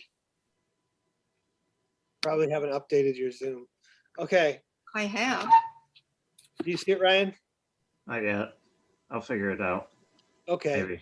says chat, screen share, record reactions. Okay, my biggest issue with this is I don't see median home being appropriate because you have people with mortgages. I'm just going to start off right now. People with mortgages whose entire asset is and retirement is built into their property. And so if they're in the median and they're selling a property, you've got realty fees, capital gains tax, and whatever's remaining on your mortgage or potentially second mortgage that you've had in order to get that house or to retain that house over time, and remortgage, that someone who's selling a median house or just above a median house, I don't think we should be adding to their tax burden at all at that rate. And I know that, yes, it would generate more revenue for the town, but I think that there's a larger issue here with, taxing people in that median range, because as the median house price goes up, as does, cost of living, and our property taxes, at least the revenue, that someone pays into property tax goes up every year. And you can have situations where people's only asset is tied up into that one piece of property, and that's what they're banking on to live through potentially their golden years, which seem to be stretched out, longer than they ever have been. People are living longer. And in essence, I view this as a sort of tax on retirement savings in some way. So I would propose that in order to keep it something floating, that we did a percentage above median median home price. And I would be comfortable at setting that at around 40% above median home. I just think that I don't want taxes being applied to people who are basically in this sort of situation, because you pay a lot to sell a house. It's very expensive to actually sell a house. You have septic upgrades sometimes. There's issues with your home. By the time it's all said and done, you're not walking necessarily with a lot of proceeds from that. So yes, some people do sell just above the median or above median home and make out pretty well because they've paid their mortgage off or whatever they've done in lieu of potentially retirement savings. So I'm very much opposed to keeping it in that median price. If you're selling a median house, it's a modest house. No matter what the price is, it's a modest house because it's in the median range. So that's where I stand on it right now. And I'm convinced otherwise. So, Mr. Chair, if I may. Yes, please. It excludes the value of the median. So you would the homeowner would only start to get taxed on the dollar amount above the median home price. Sure. So if it was 10,000, if it was based on right now, the median home price is 551,000. So Yeah. if they were at 561,000 that they sold for, they would only be getting taxed on $10,000. Right, but if they sell at 60,000, they're taxed on 50,000, right? So, if they're 50,000 above the median price, then that 50,000 is subject to the tax. Yes. Yeah, I just think the threshold is too low for this type of additional tax, because it'd be one thing if there weren't taxes and fees and also upgrades and repairs that you have to make to your house in order to sell it and get that price. And then also things that, people have potentially put into their property over the years that maybe bring it up above median, but are not paying for themselves through the sale. Like say if you put a garage on your property and that garage costs you, let's say $80,000, really only adds about $40,000 to the value of your home, then that $40,000 is potentially money out too. So I just think you're working in the median home price. As prices rise, they do continue to rise. But anybody who's in that zone that has recently bought in that zone or been able to make that sort of investment is in for a pretty large mortgage. So you could potentially have someone with a $450,000 mortgage selling a median home price at $550,000, getting $600,000 for it, paying the realtor's fees, potentially a septic upgrade and all this stuff, and then also being hit with a transfer tax. And that's why I think when you really look at the numbers and dig down into what it costs to actually sell real estate and what you could potentially have tied into real estate, because this doesn't factor in how much you owe on the property, right? So you're not just taxing profit necessarily. You could be underwater and sell a home and the median price given whatever the market rate is in the future. Like let's say you buy now and in 4 years the market tanks and your house that you spent $700,000 on, it's now worth $600,000. and you're selling at a loss, plus you're paying a transfer tax because you're above the median home. And so I think it can potentially hit people in a place that it hurts, you know? It's not a lot of money, but it's an additional tax on top of what you're already paying to sell your property. So that's where I am. I'm curious to hear from the rest of the board. I'm pretty set in the way I feel. I've thought about it a lot. So I'm not opposed to the tax, just the threshold. Helen? I'd like to hear from Justina first, if that's all right. Justina? Well, I agree with Mike philosophically to some degree. First of all, if somebody's selling their primary residence, they're not going to be paying capital gains. They would if they would be dealing with tax issues if it's an investment property. But the thing is that 1% is a low number. Like if you were selling a $600,000 house, it's $1,000 that you'd be paying.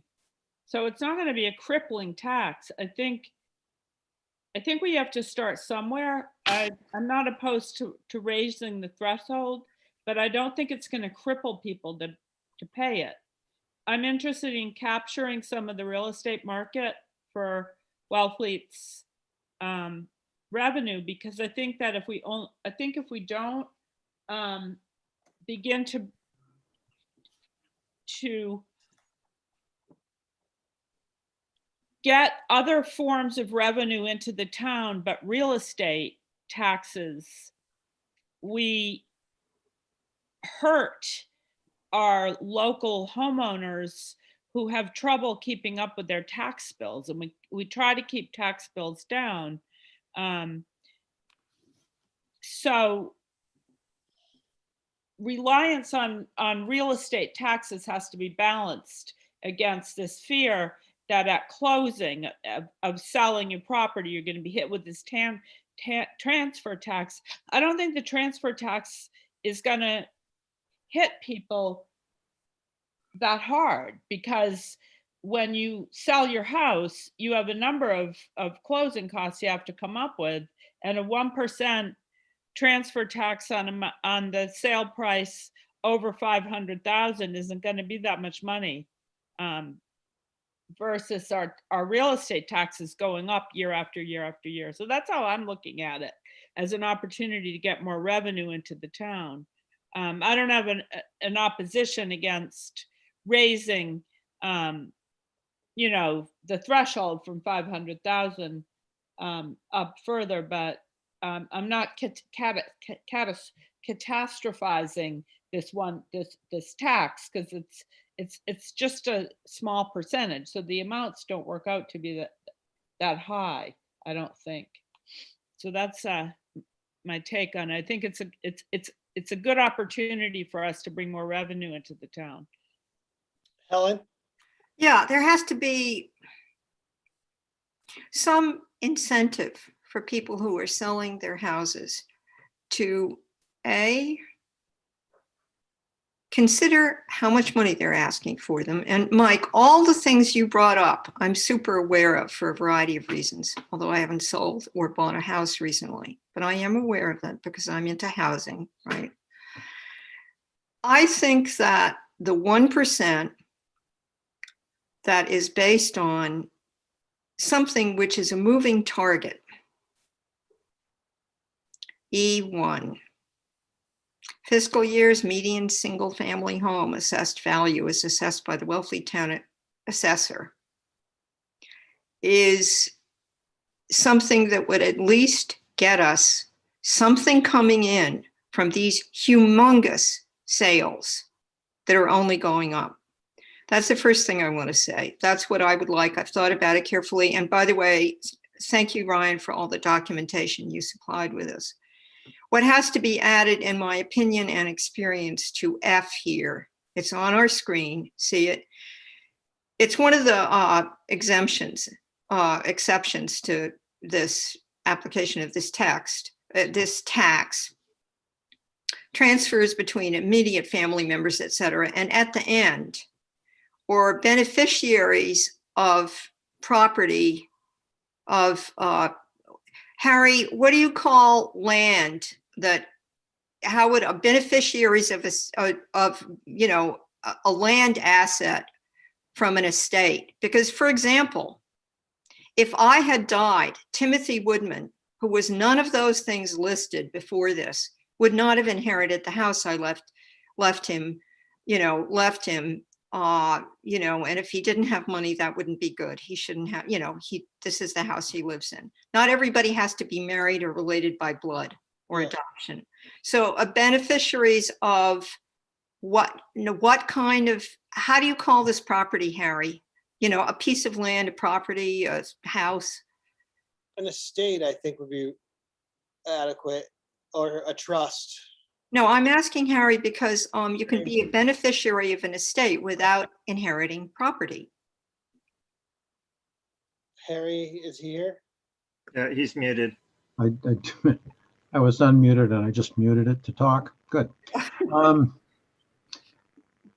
Typically, real estate is devised out of an estate, and gifts that and bequests that involve non-real estate are just bequests. Oh, okay. Yeah. Yeah. In other words, if a house was what you got as a beneficiary, then you would not have to pay this. If you inherited your grandmother's pearl necklace, that wouldn't apply anyway. Thank you. Beneficiaries of an estate. Thank you, Ryan. Well, I would just also like to reiterate that, people selling homes in the median home price are often looking for another place to live.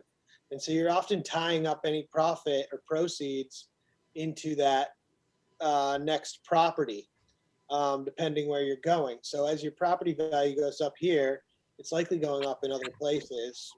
And I just think that the threshold being that low, you can wind up impacting people who are really having their only asset as their retirement or as their only source of income. And as you get into ages where you're fixed income, then 1% of $100,000 becomes a significant amount of money to you, particularly if you have loans on that house as well. And so I don't have a problem imposing a transfer tax. They generally are set at $1 million, which I think is probably appropriate, but I do like the idea of tying it to a to floating it. So as property values rise, as does the rate, but if the median house gets over $1 million, then it gets over $1 million, then it starts to get a little bit absurd as far as whether we even have a community left out here. But I know it's less money, but I think that you unintentionally wind up impacting the bottom line for some people who, it'd be the equivalent of taxing someone's, 401k or something like that when they take it out.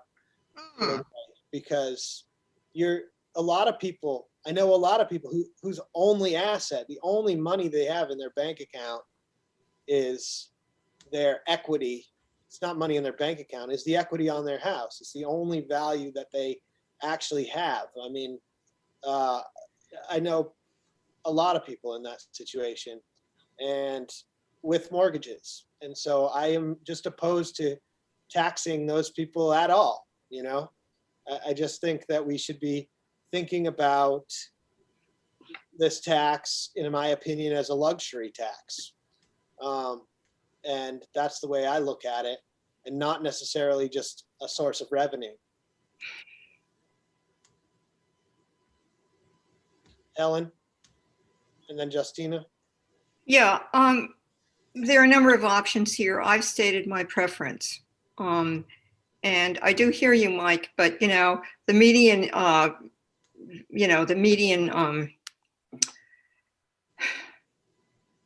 sale here, median single family home assessed value here went up a whole lot this year, and it's going to keep going up. So I would like the sliding scale, and I would like 1%. It's tempting to ask for 2%. And I think the threshold should certainly not be $1 million. We're at around 800,000 now, pretty normally. And it'll slide up further, and nobody can do that. Or yes, there are people who can do that, but not a whole lot of people. I would like to hear from Justina, and then I'd like to take some comments from the audience, because I think this impacts people who own real estate. And if anybody would like to chime in on this, I'd be interested to hear what they have to say as well. Justina? Yeah, I like the conceptualizing it as a luxury tax. I think that having housing move into the luxury bracket has impacted our local housing market and community terribly. And I think other communities do conceptualize it that way. And I've listened carefully to Michael's arguments, and I'm swayed. I think that conceptual framework fits a lot of the problems in our community housing market, the struggles we're having with affordable housing. And there's a social justice element to that, and a real world, reality of that. So I don't know how we build the framework for that, but I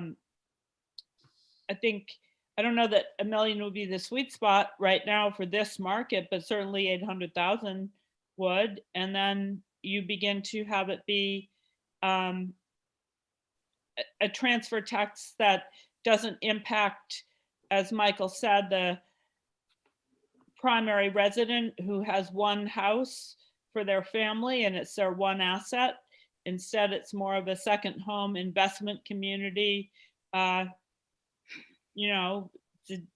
look at their home maybe more as an investment. And it begins to perhaps it's a step in the right direction with some of the profound housing inequity problems we have right now in Wellfleet. So I support raising the threshold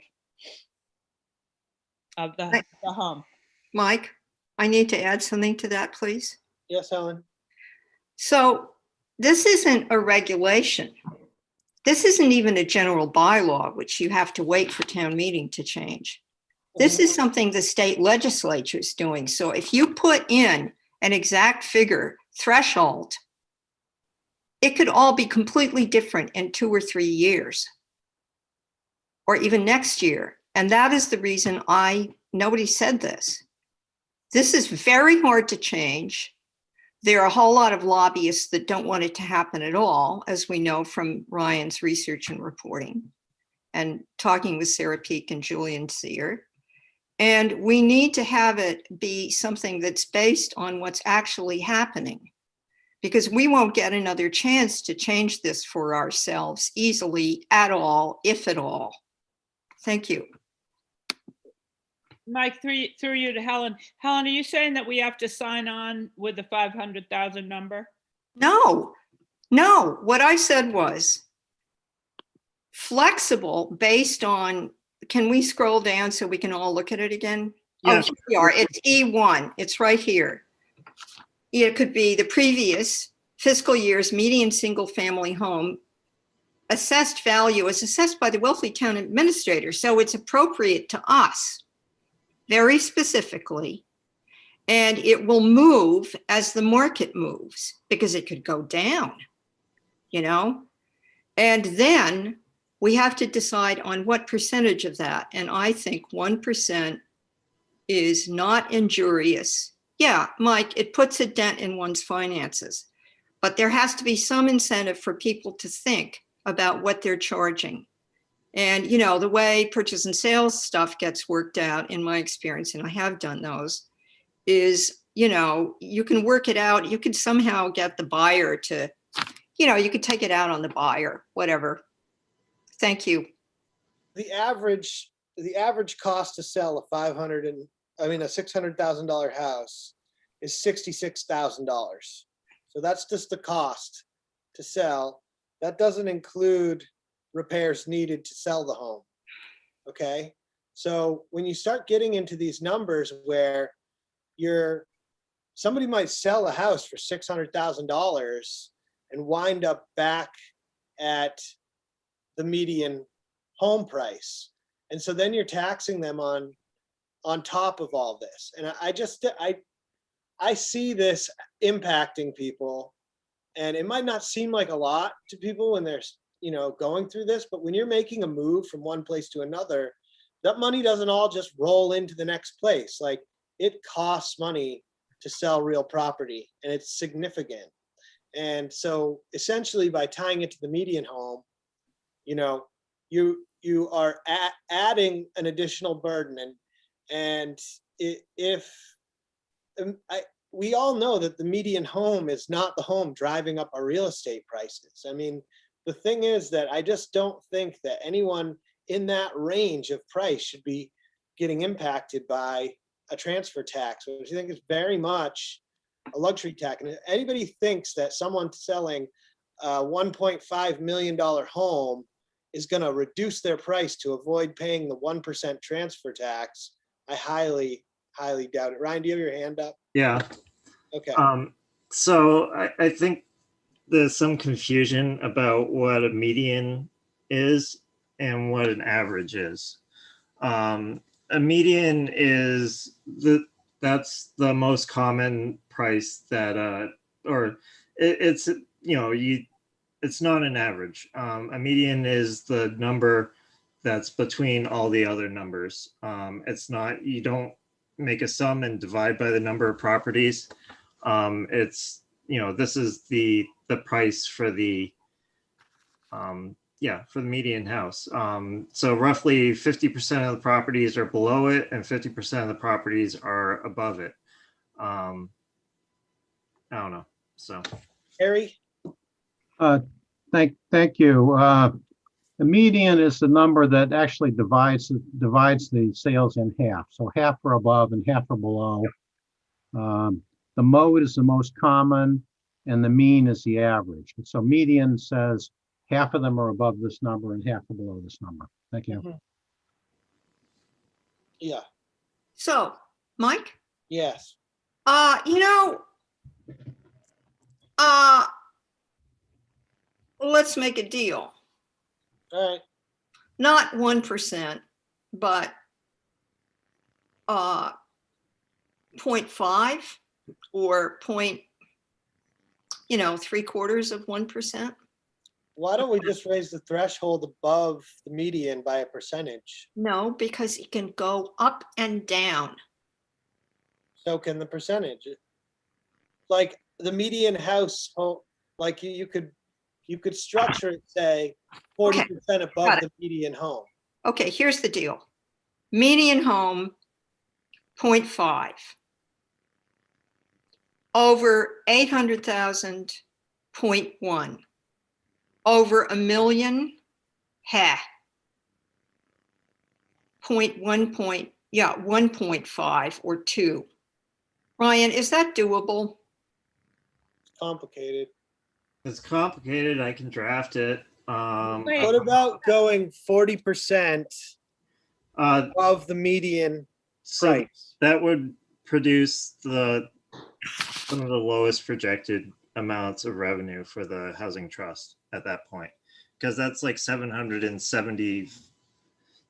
basically almost $780,000. Yeah. Yeah, so it's less than $1 million and above the median. I think that's a reasonable number to start applying an additional tax. I just know how much it costs to sell a house, and I don't really want to tax the people that are in that bracket at all. Michael, Yes. it's if this is Ryan, think about it. If this is to help housing, if this money from the taxes is for housing, but yet we're negatively impacting some of the middle class. There's a kind of a contradiction in policy goal.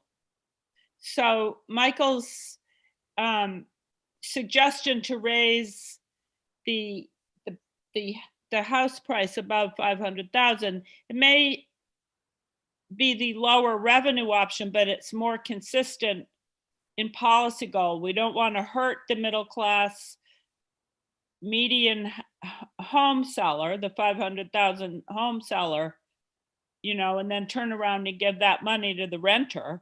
That doesn't, it's inconsistent. We want this to be structured more as a slightly on the luxury side. You see what I'm saying? Even if it's a little bit less revenue, it's a more consistent policy wise. That's how I'm seeing it. I think we have to go with Michael's raising the threshold above 500,000. Or above the median. I want it to float, but I would like it to float at a percentage. I know that it reduces the amount of revenue that we bring in, but I truly do believe that this is like, that I view this as a luxury tax, and that the town should not be, and this is my opinion, you know, my word is not bond or anything. I feel strongly about not taxing middle class people or people that are have all their assets tied up into their home, and that's the only money they have. And I know people like that, and you know, you can have to live several years on whatever you generate from your home.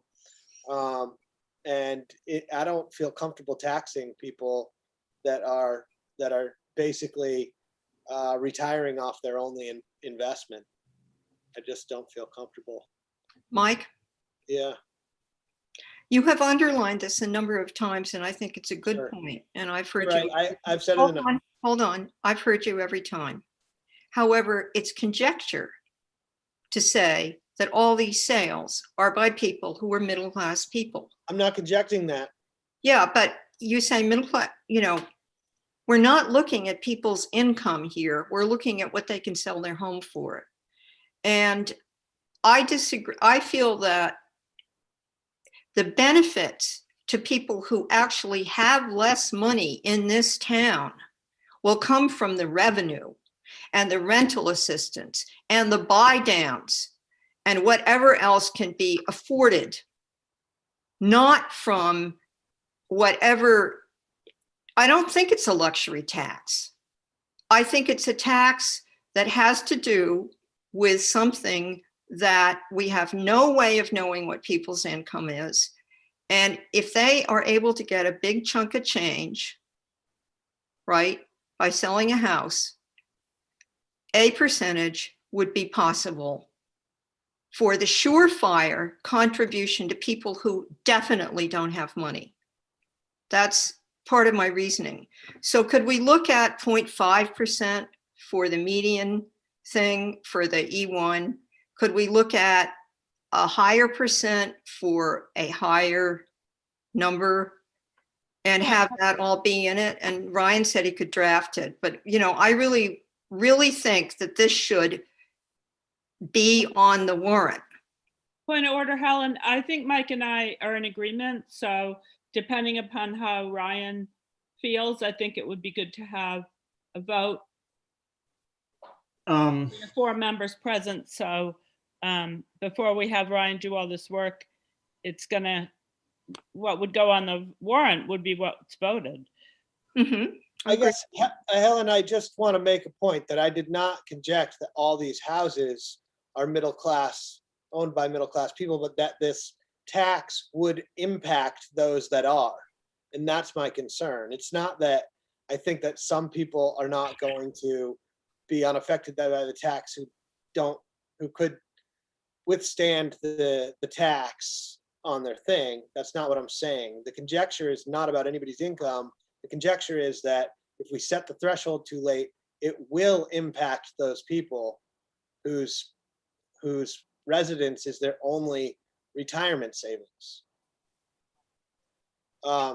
Kathleen has her hand up. I'll call on Kathleen. Go ahead. Yeah, good evening, Select Board. I'm in favor of this. Provincetown adopted this several years ago. We worked on this in 2018. It was something that Dan Hort supported. I'm in favor of this because, you know, right now, the past 12 months here in Wellfleet, we have been experiencing an over robust real estate market. Do you have any idea what agents in several of the companies here in Wellfleet are making on a monthly basis? It's absolutely mind-boggling, the money that has been funneling through Wellfleet in the past 12 months with the purchase of real estate, and that the town is not capturing any of it. And by that, we're not paying it forward to the people that need housing in this town, that need rental assistance. You know, it's something that's working in Provincetown to balance the books, if you will. And I believe this is also in Brewster right now. So I'm in favor of you know, seeing this go through. You know, it's something we should have done before this real estate boom. Michael or Helen, to get back to middle class, what exactly is middle class? I've lived in Wellfleet for 35 years. I've seen middle class go down the tank. You are either poor or you're wealthy here. You know, I don't, you know, middle class, it's done and over with. Anyway, thank you. I just want to make a correction. No one's actually received these transfer taxes in the past at all. These are requests that have been made to the state but have not been granted to any town. That's correct, Ryan? There might be one on one of the islands. I'm not 100% sure. But in the past, they generally haven't been granted. The thing that changed was that last year, Boston proposed collecting a transfer fee, and they're asking for 2% of the entirety of the value of a property sold that's above I think it's $1 million. I'd have to look again. But you also have to keep in mind that in Boston, a lot of the properties contain multiple units. So you'll have like a triple decker that has 3 units in it. So. Yeah. Okay, well, does anybody else from the audience wish to speak on this? I think it's important. Kathleen, is your hand still up? Okay. Well, I'm fine taking a vote. I know where my vote is if we were to vote on the median. But, you know, I'm one member of a board and we have 4 here right now.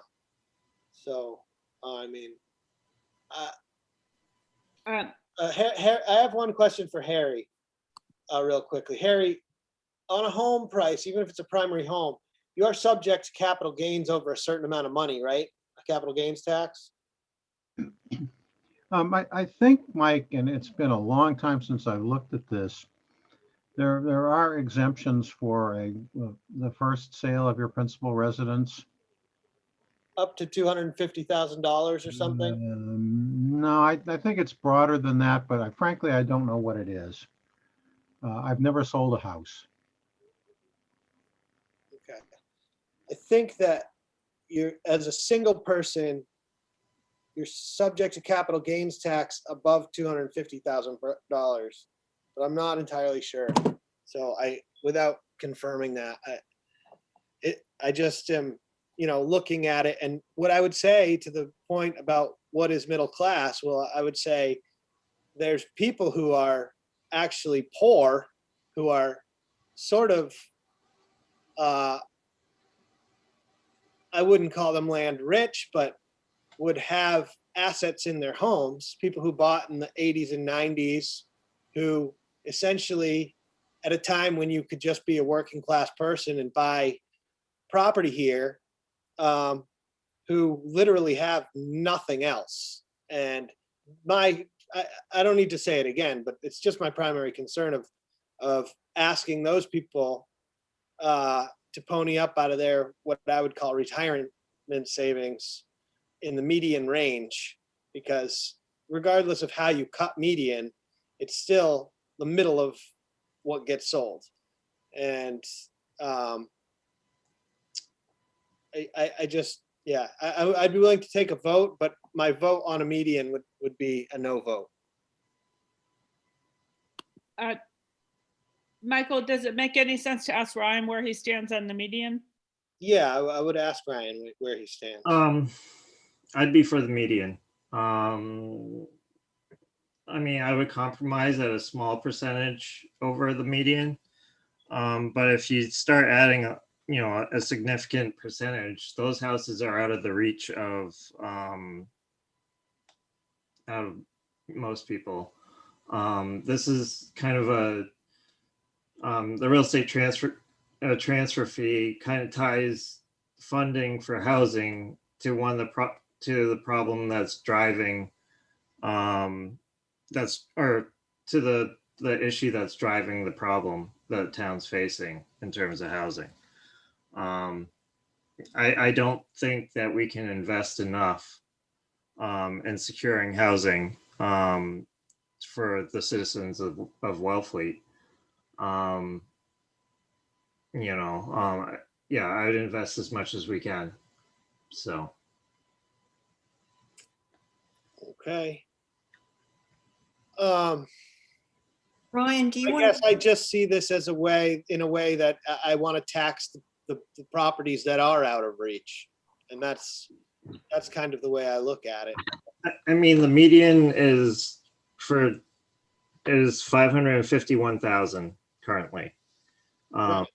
It jumped this year by 12.5%. This is, I mean, somebody could have bought a house 2 years ago and they could sell it today, and they will walk away with more money than what they paid for it 2 years ago, even after accounting for fees. I don't know. That's all. Yeah, I mean, that's just, yeah. Okay, Helen and, Justina had her hand up first. Go ahead, Justina. Okay. Yeah, but Ryan, those $500,000 houses, that's like a fixer-upper. That's like a house on the highway. I disagree with you that the median house sales are driving the housing problem. Those are sort of rare as hen's teeth. And no, so half the houses sell below the median and half the houses sell for above the median. That also includes condos and trailers and all sorts of stuff like yeah, that. those are skewed. Condos are done separately by the tax assessor. Well, it's got to include things like, I don't know. I'm not seeing all these $400,000 houses. I haven't seen one in a year. Yeah, I mean, seriously. And I think that the problem is houses that are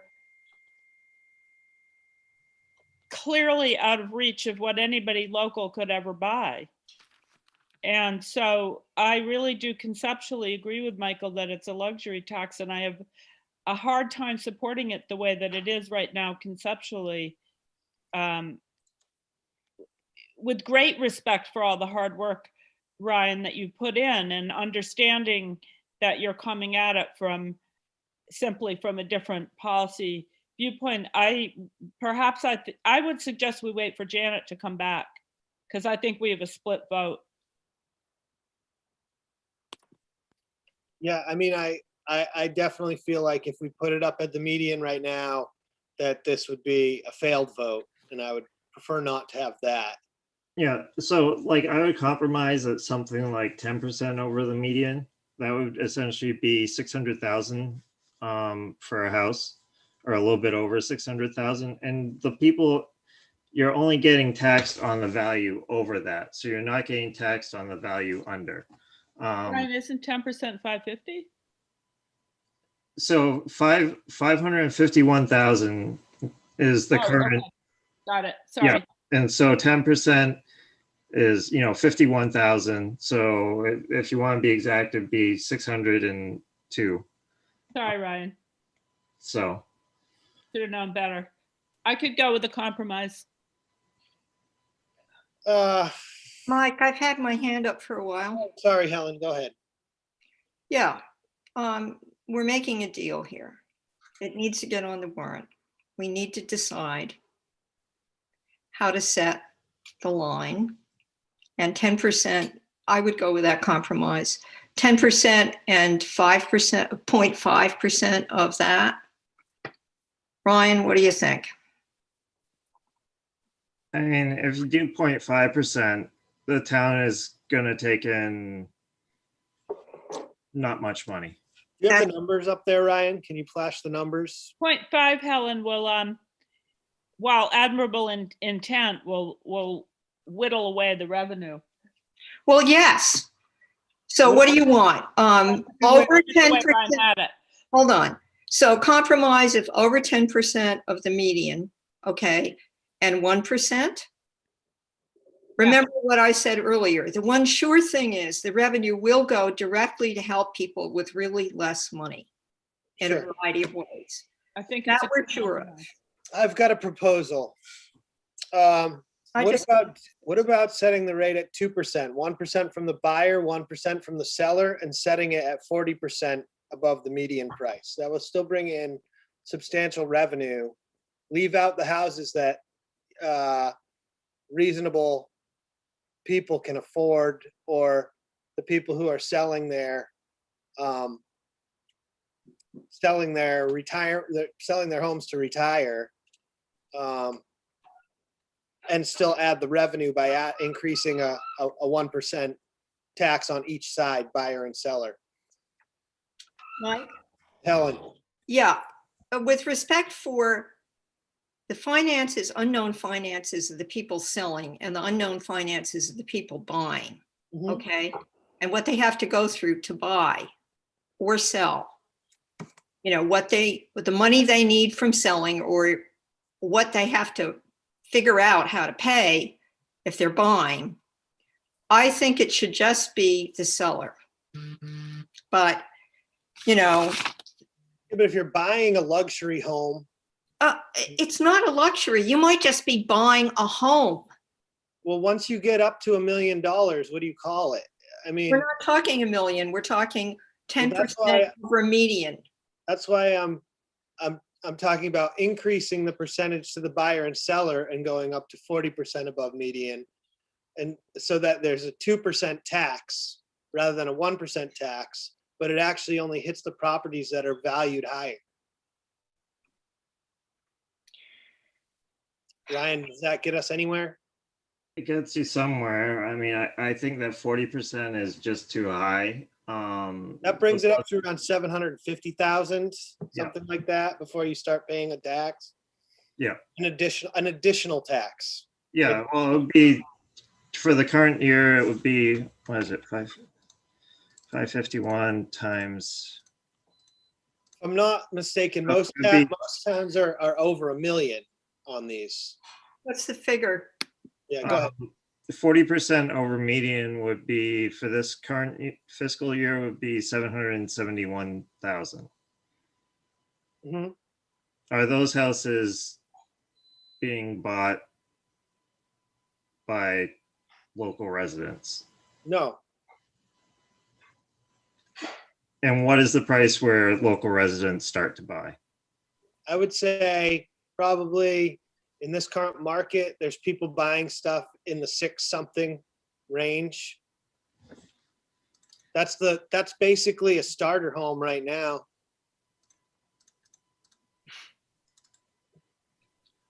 Unfortunately, I mean, Starter home for who?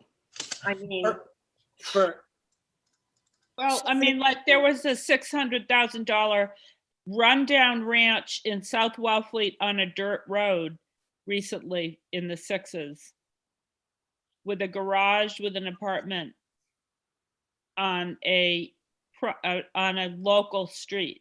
you have to remember that interest rates are at all-time lows right now. So banks are lending more money on fixed rate mortgages, and you can afford more home with less money than you had to in the past.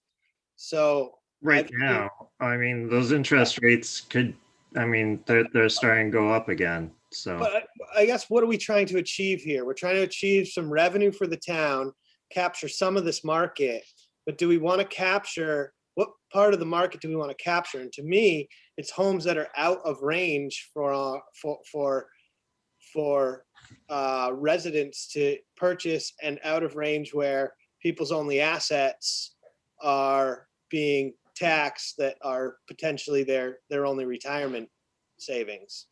And you're not rich if you cash out your house and you clear, $400,000 or $500,000 and you have 25 years to live off that fixed income plus whatever you got. I mean, it doesn't make you rich, you still have to find another place to live.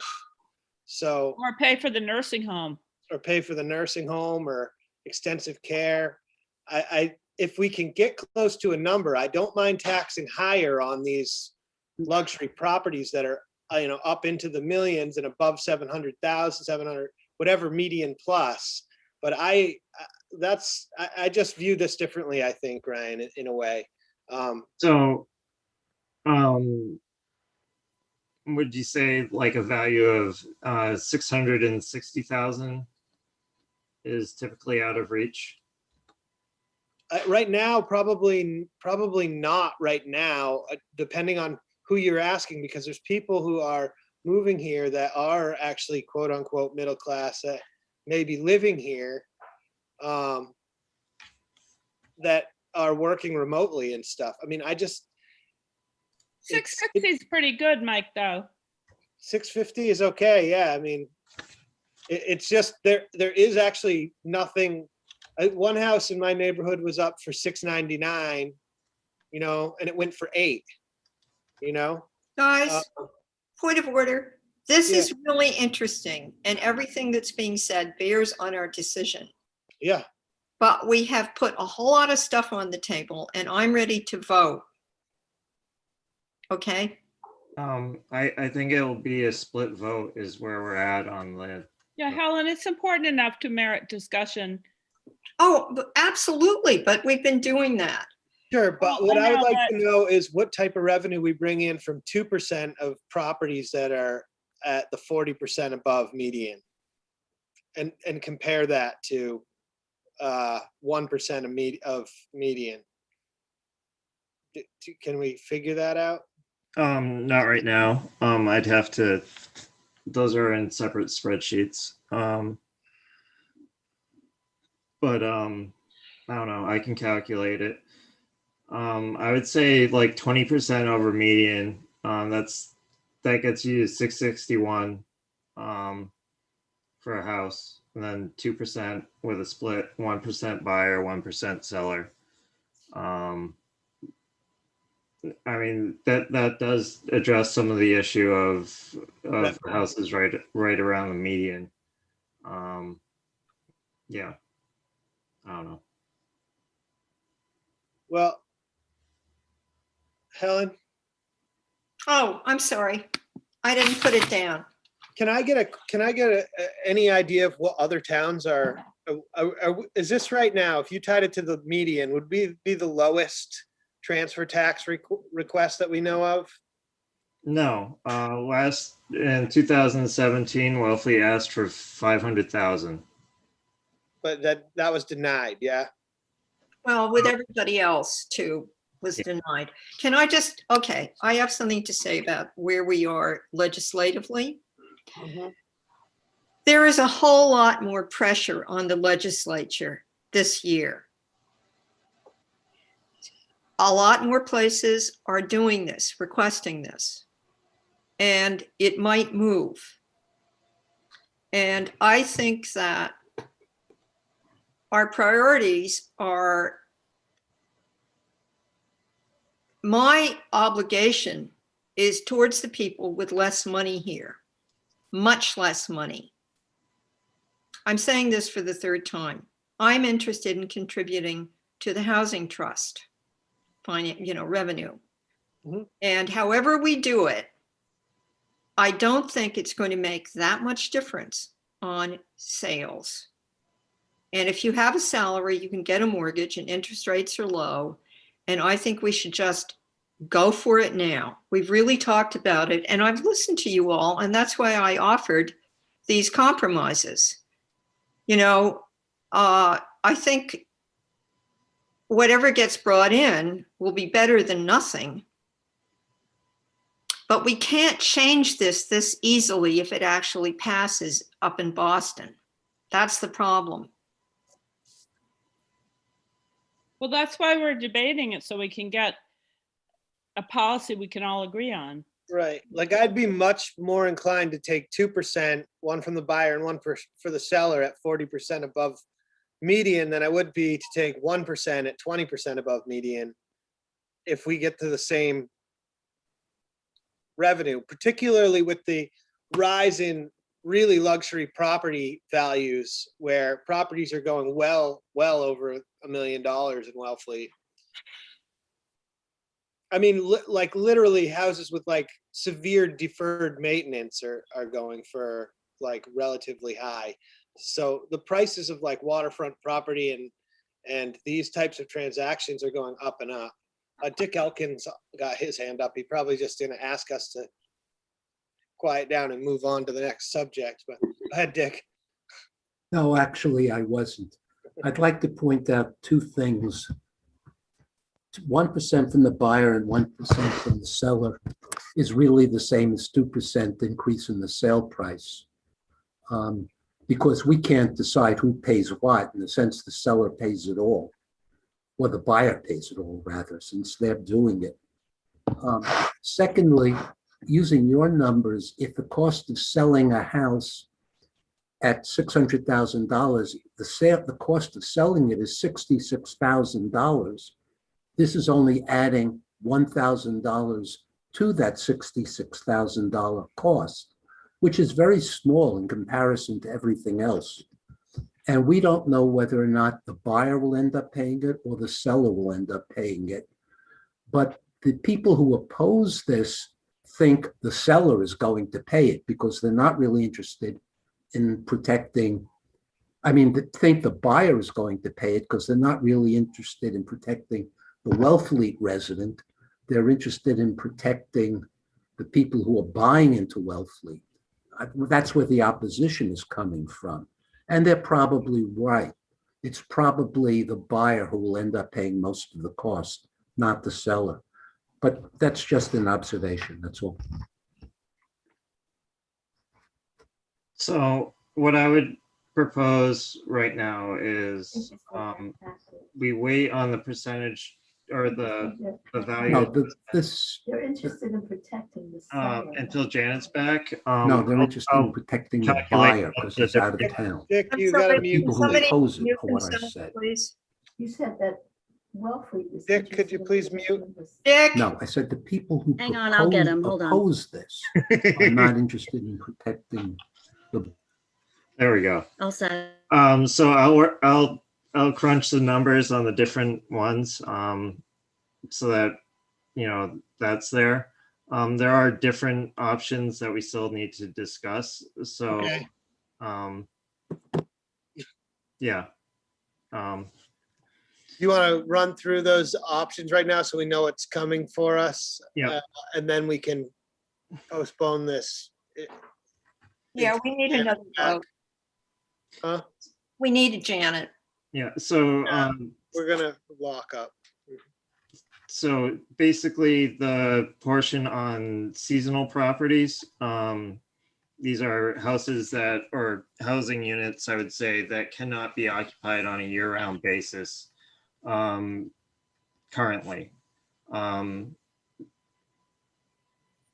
They're not being occupied by Wellfleet residents at all because they can't be. Do we want to have an exemption that covers them, or do we want not to, or do we want to not have the exemption cover them?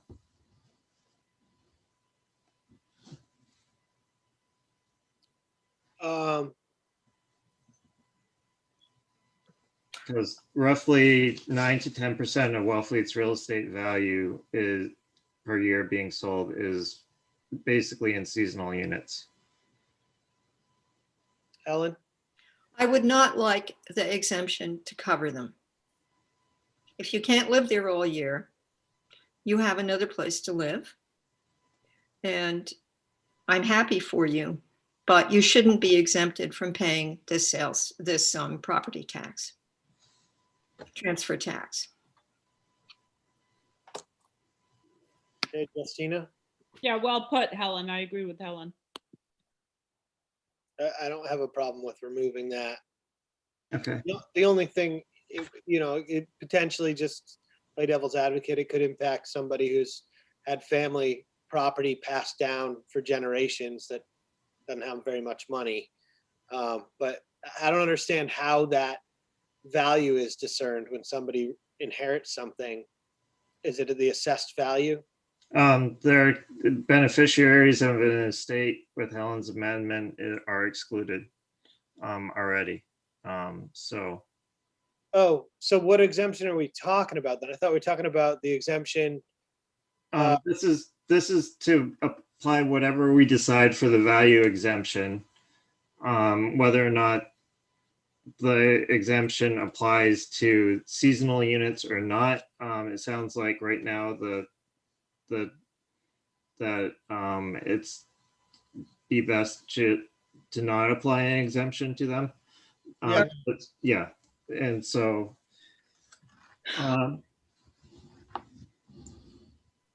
Seasonal as indeed restricted seasonal. yes, Okay. they're like 3 season units. Maybe we can change those bylaws at some point and allow those units to be occupied on a year-round basis because they are some of the most affordable units in Wellfleet. But they can only be occupied on a seasonal basis right now. This one right here is Which one? where I am right now. D? Yeah, D. There's 2 different options here. One is simple, one's more complicated, but has more ability to, I don't know. It kind of lays it out a little bit better, but it's more complicated. I'm not sure. This is, Mike? Yeah. Yeah, so this is something, the 2 options are D without red and D with red, correction? Yes, that's correct. So this puts more work on the town and somebody would have to be assigned this, just as somebody's being assigned to keep track of the accessory dwelling units. And it would mean that there was a record of this having happened, and that would add work. And what's wrong with just a simple one, Ryan? It doesn't really lay out the process as to how that would happen.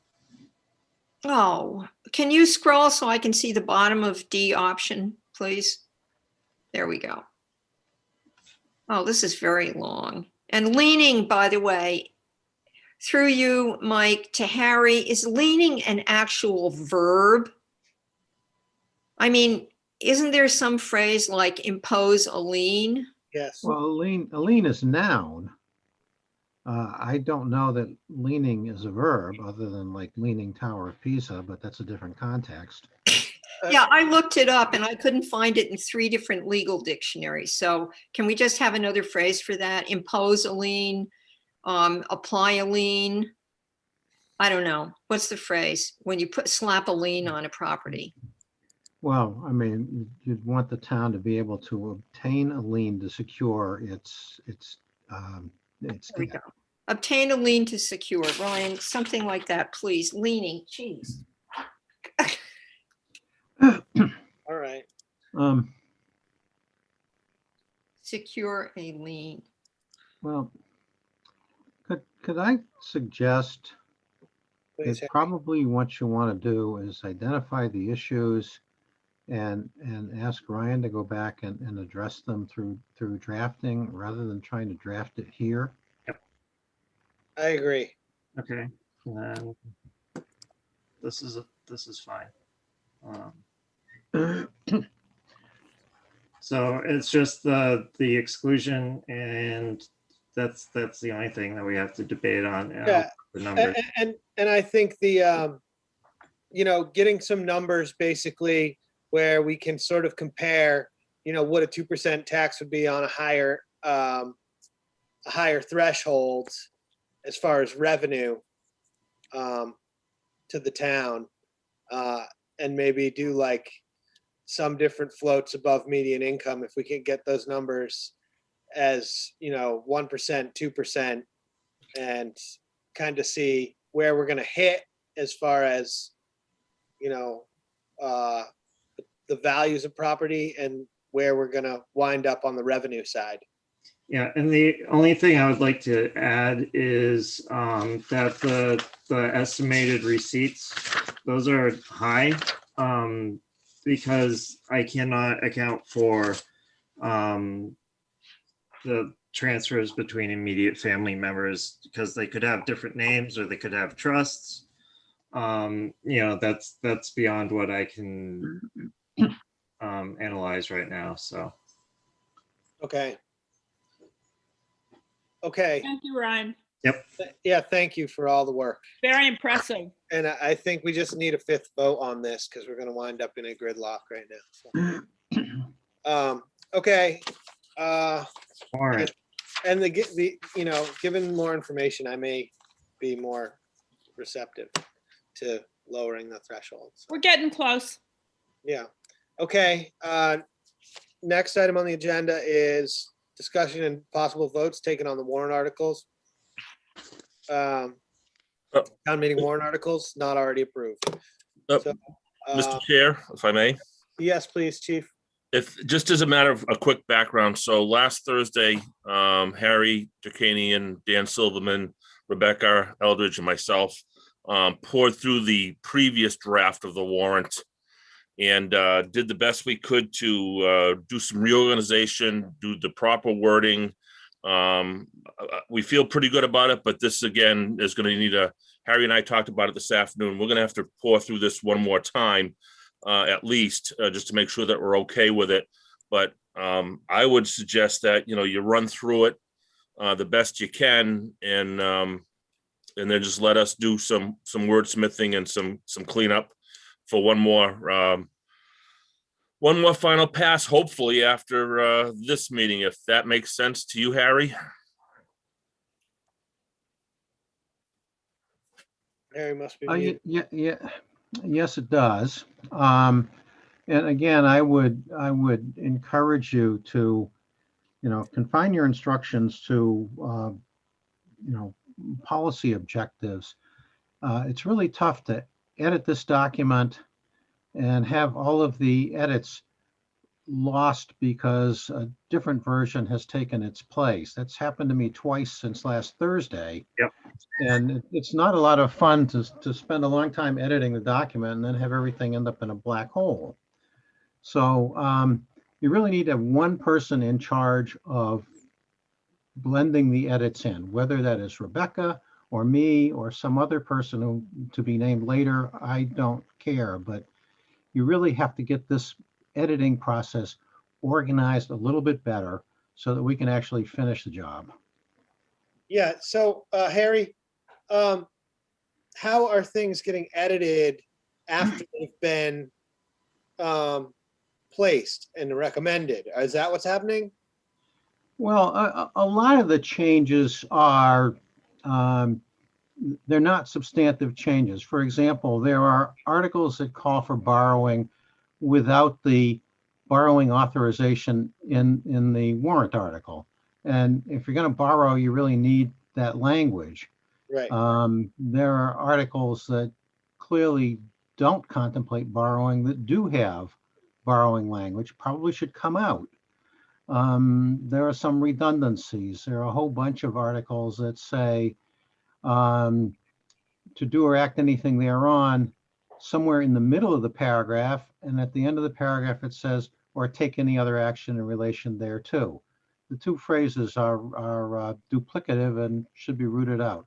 You know, there's punctuation, there's font choices, there's all kinds of stuff like that that you need to fix to make this look like a professionally prepared document. Mm-hmm. But once you do them, you know, you should continue working from the draft that's been cleaned up. Mike? So I guess I just don't understand, like, who else is editing stuff besides? Who? Helen? Well, I don't know, but the document that's attached to your agenda does not reflect any of the two sets of changes I've you know, the two editing efforts I've made. Mike, I need to speak now, really? Yes, please, Helen. Okay, so we've clarified. Thank you, Harry. I agree with you. And I've been drafting for 2 months now on different things with different groups. So, and this was discussed in one of our meetings. I volunteered to go in and at least do some of the copy editing. In other words, at the end of every article, you then put who has to recommend it, because that was unclear. I also did a lot of punctuation changes, syntax, the same thing I used to do with minutes. But there were also some things in the very valuable division of those much needed articles about water that was just one article. Justine, I'm not saying omnibus, that Ryan did, and I went through those. And Helen, now, hold on, please. Because the point is, the draft I was using was the draft that Danny and Chief Polly and Rebecca and Harry did. And then Harry put some of that financially legally required language in some of the articles. And then I worked on that draft. Okay, and Helen. I only turned it in today for a variety of reasons. And I have not yet finished collecting all the different recommendations or reserve recommendation to town meeting. But that draft you all have, and Chief Polly, I'm sorry, I didn't realize you were still doing this, and I will copy you with it after this meeting. But the water articles, Helen, I would like to interrupt you. I because worked I've on been talking with, for please, quite a while. Mike, finish, Mike. Well, I if you worked on hurry up, you can Hillary. finish, please. I worked on with Hillary carefully, okay? So whatever I drafted in on those really should be included in whoever is going to, I agree with Harry. Let's figure out who wants to do this and have it be one person, and all drafting, you know, suggestions or contributions be given to that one person, and then, you know, we get to see it. That's how it's worked in the past. The other thing is there were a lot of articles that weren't in Helen, please. and they are in the index that you got. In other words, they are included and they need to be placed. Thank you, Mike. Okay. First of all, I feel quite uncomfortable with one select board member taking the initiative to be editing the warrant without any appointment from the board to do that as a board member, particularly things that we've already voted on and placed. I just don't see how that is appropriate. I'm sorry, but we didn't appoint you, Helen, to go and start making edits to the warrant when other people are working on it. And I find it frustrating that everything that goes out keeps coming back with a bunch of edits. And not just that, but articles that have been submitted that we haven't talked about are being edited and brought back. And it's, once they're placed on the warrant, if we're gonna appoint someone to go back and edit and make sure that they're working with everyone else, that's one thing. But what if all 5 of us decided we were gonna go and start editing the warrant however way we saw fit? I mean, that is just not the way we do things. Yeah, well, Ryan, No, Ryan just, I'm still talking now. sorry. And I just don't think that that's not working. You know, we can't have a million edits of the warrant, and we can't have one board member deciding that they're going to be the one who's going to go start editing warrant articles that have already been placed and outside of the channels that are being currently utilized to actually bring this thing together and get it home. We're like getting close to what would have been the final stretch right now. And I just don't see that being all right. And I don't know how the rest of the board feels, but I just think I certainly wouldn't take it upon myself to go start editing things without the direction of the rest of the select board. Mr. Chair, if I may. Yes, please. Harry, are you willing to serve as the editor of the warrant? Or the person in charge of The final edits. Yeah. Yeah, I'm certainly willing to do that, Ryan. I would ask that rather than make changes to the warrant itself, you send me, Individual. you think should be Yeah. incorporated and leave it to me to meld them into the document so that nothing else is lost. Okay, so I would like to make a motion to, so I move to appoint Harry Turkanian to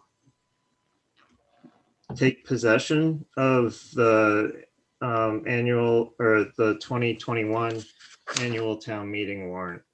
Helen, second. Okay, roll call vote. Justina, I. Ryan, I, sorry, the Janet thing. Michael, aye. Helen, I. And Mike, may I please? I've been waiting. Oh, sorry. Justina. It's okay. I also am uncomfortable with the process of having voted on a warrant placement and then hearing that it's being edited. Helen, I don't know what you were working on with Hillary in terms of the water articles, but it does, it's discouraging because we did have a lively debate. We voted to place, and then to hear that things are being worked on, we've got to follow a process that's fair and that respects the votes that the board makes and then votes to place. It's not respectful of the fact that we're a 5-member board. And particularly since we're now at the 11th hour, for me, it's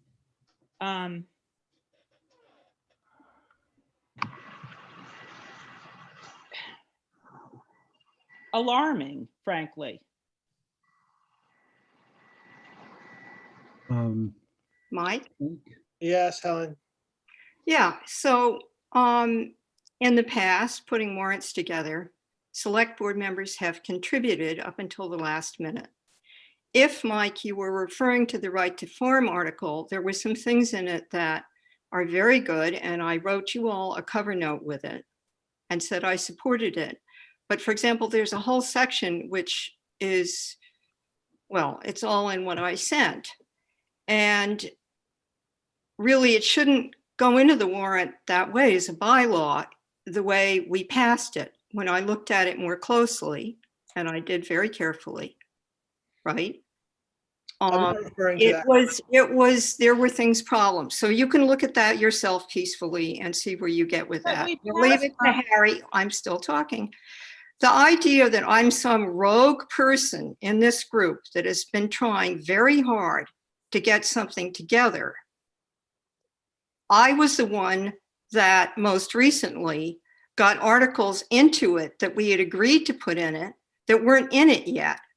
And whatever, ends up happening, I've at least contributed that with questions about their placement. I think Harry's a very good person to edit this.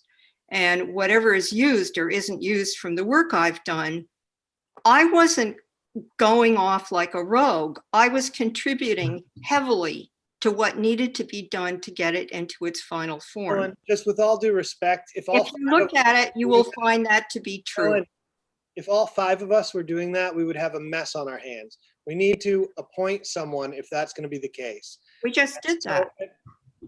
Yeah, I know, but we didn't before, so that's what we were referring to. We don't have to go back in time. Let's just move forward. Chief Polly, you got your hand up? Thank you, Mr. Chair. I was just going to offer that I'm certainly will work side by side with Harry and with Rebecca's assistance. We'll get this done and we'll get it done the proper way and bring the version back to the board. Thank you. Yeah, Mike, let me just give you an example of something that might need to be changed is, as I understand it, the right to farm bylaw is a general bylaw. Mm-hmm.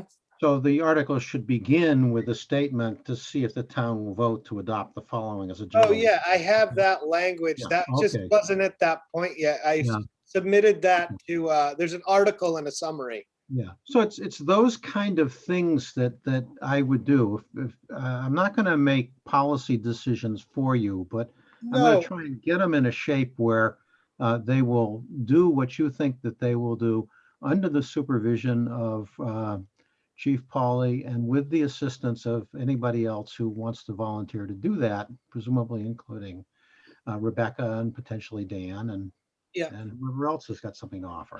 yeah, so Rebecca has now the article and the summary for that.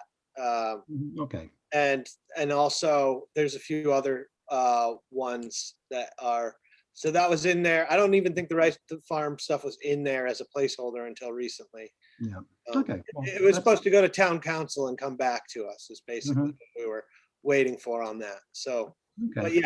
yeah, point taken, anything like that. But I would prefer that whoever's working on the warrant request those items.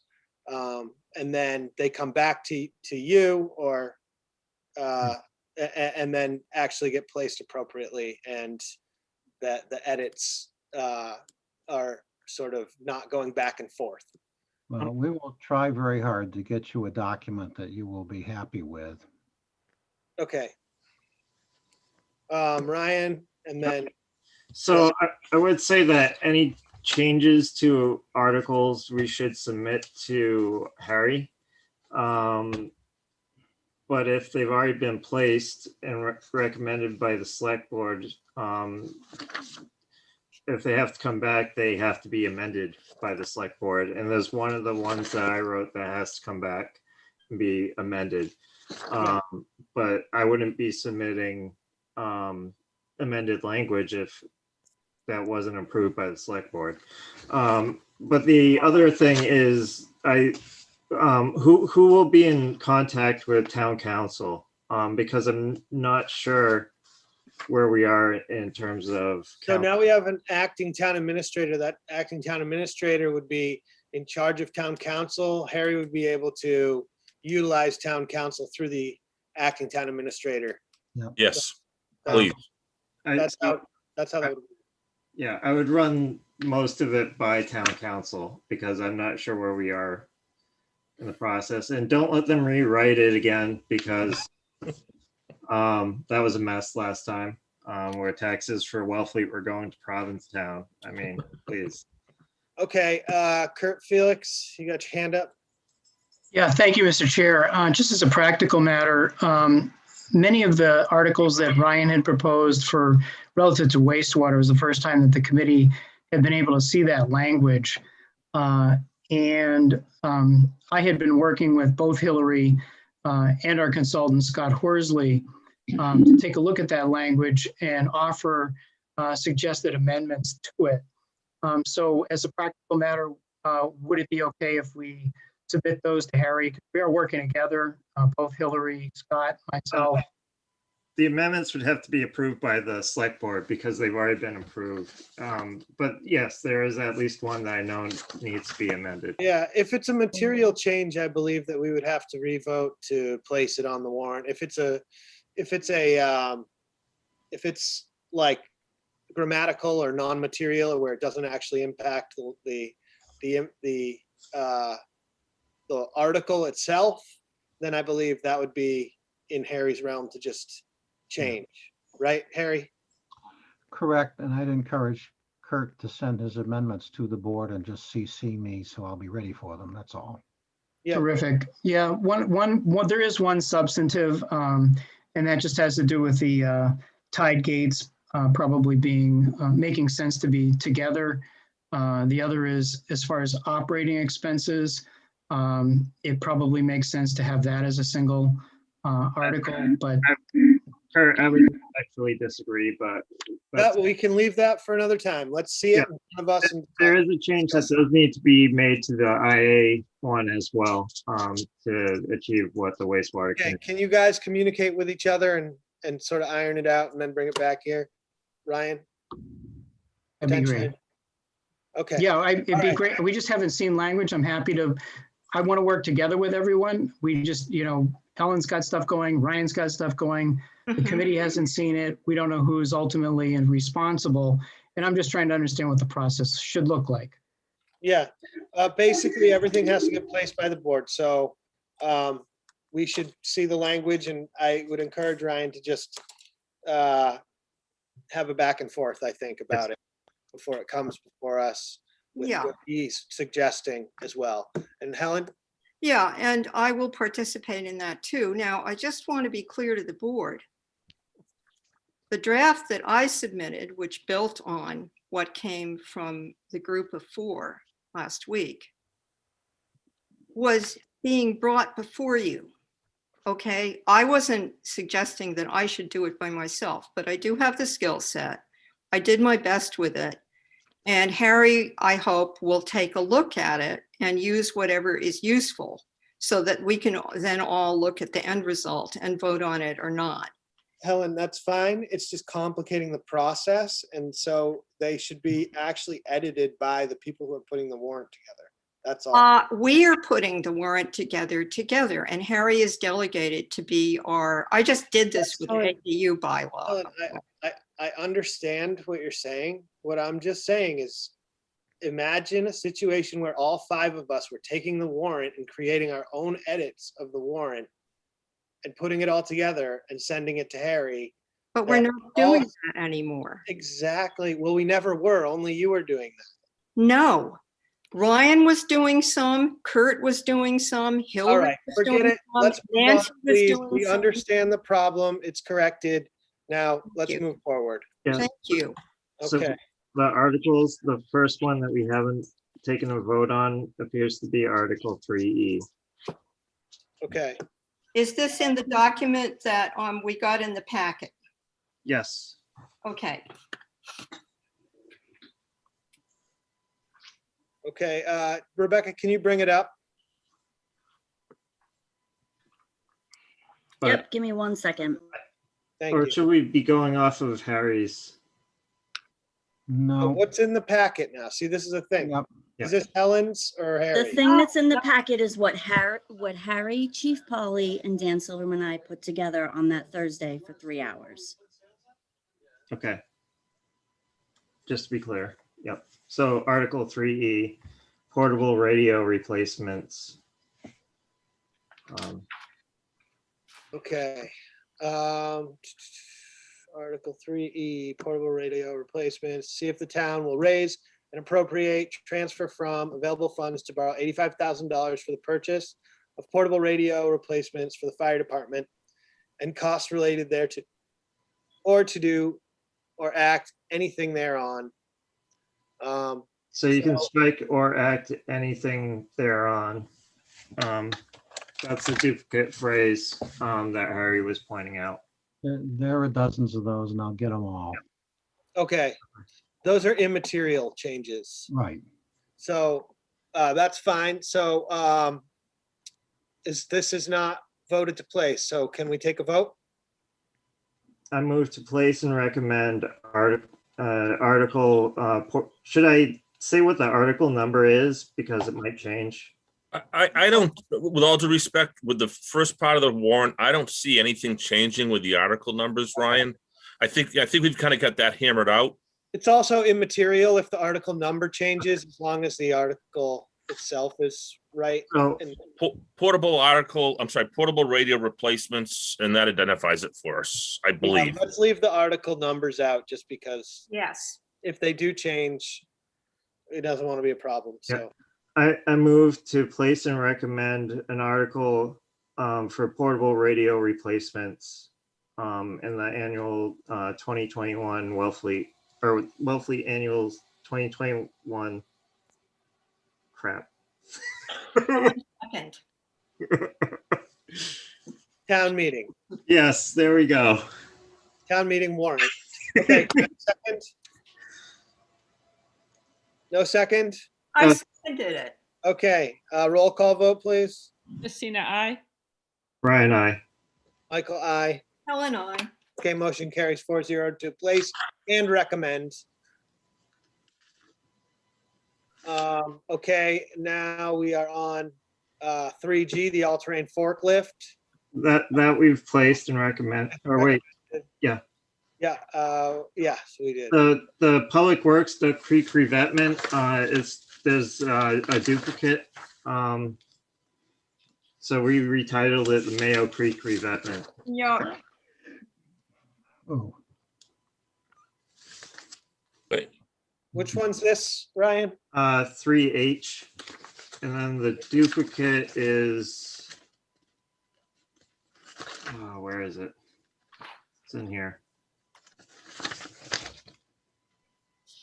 3N. So there's 3H and 3N. Okay, 3H. Public Works Duck Creek revetment engineering. Yep. We recommended that, so. Yeah, as 3N, which is Mayo Creek revetment and engineering. Okay, they're the same project.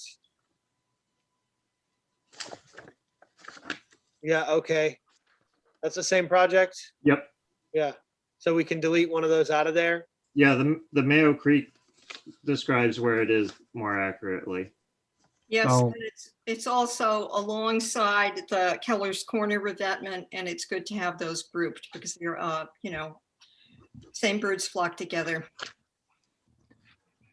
Okay, so we can delete that, Harry? so Three. this is 3H, the Duck Creek one goes. Yeah, That's the right? same, it's the same project, just renamed. Yeah. sorry about that. Oh, no worry. I thought there were two different creeks. There are. There are, one side is Duck Creek and the other side's Mayo Creek, so That's what I thought. you choose. The Oh, okay. revetment's in between. We could maybe call it the Duck Creek, Mayo Creek revetment. oh no, God, no. The water control Okay. structure is really Okay, for fine. Mayo Creek. Fine, Okay. let's move on. So the next one is Article 3I, replacement 3/4 ton pickup truck and plow.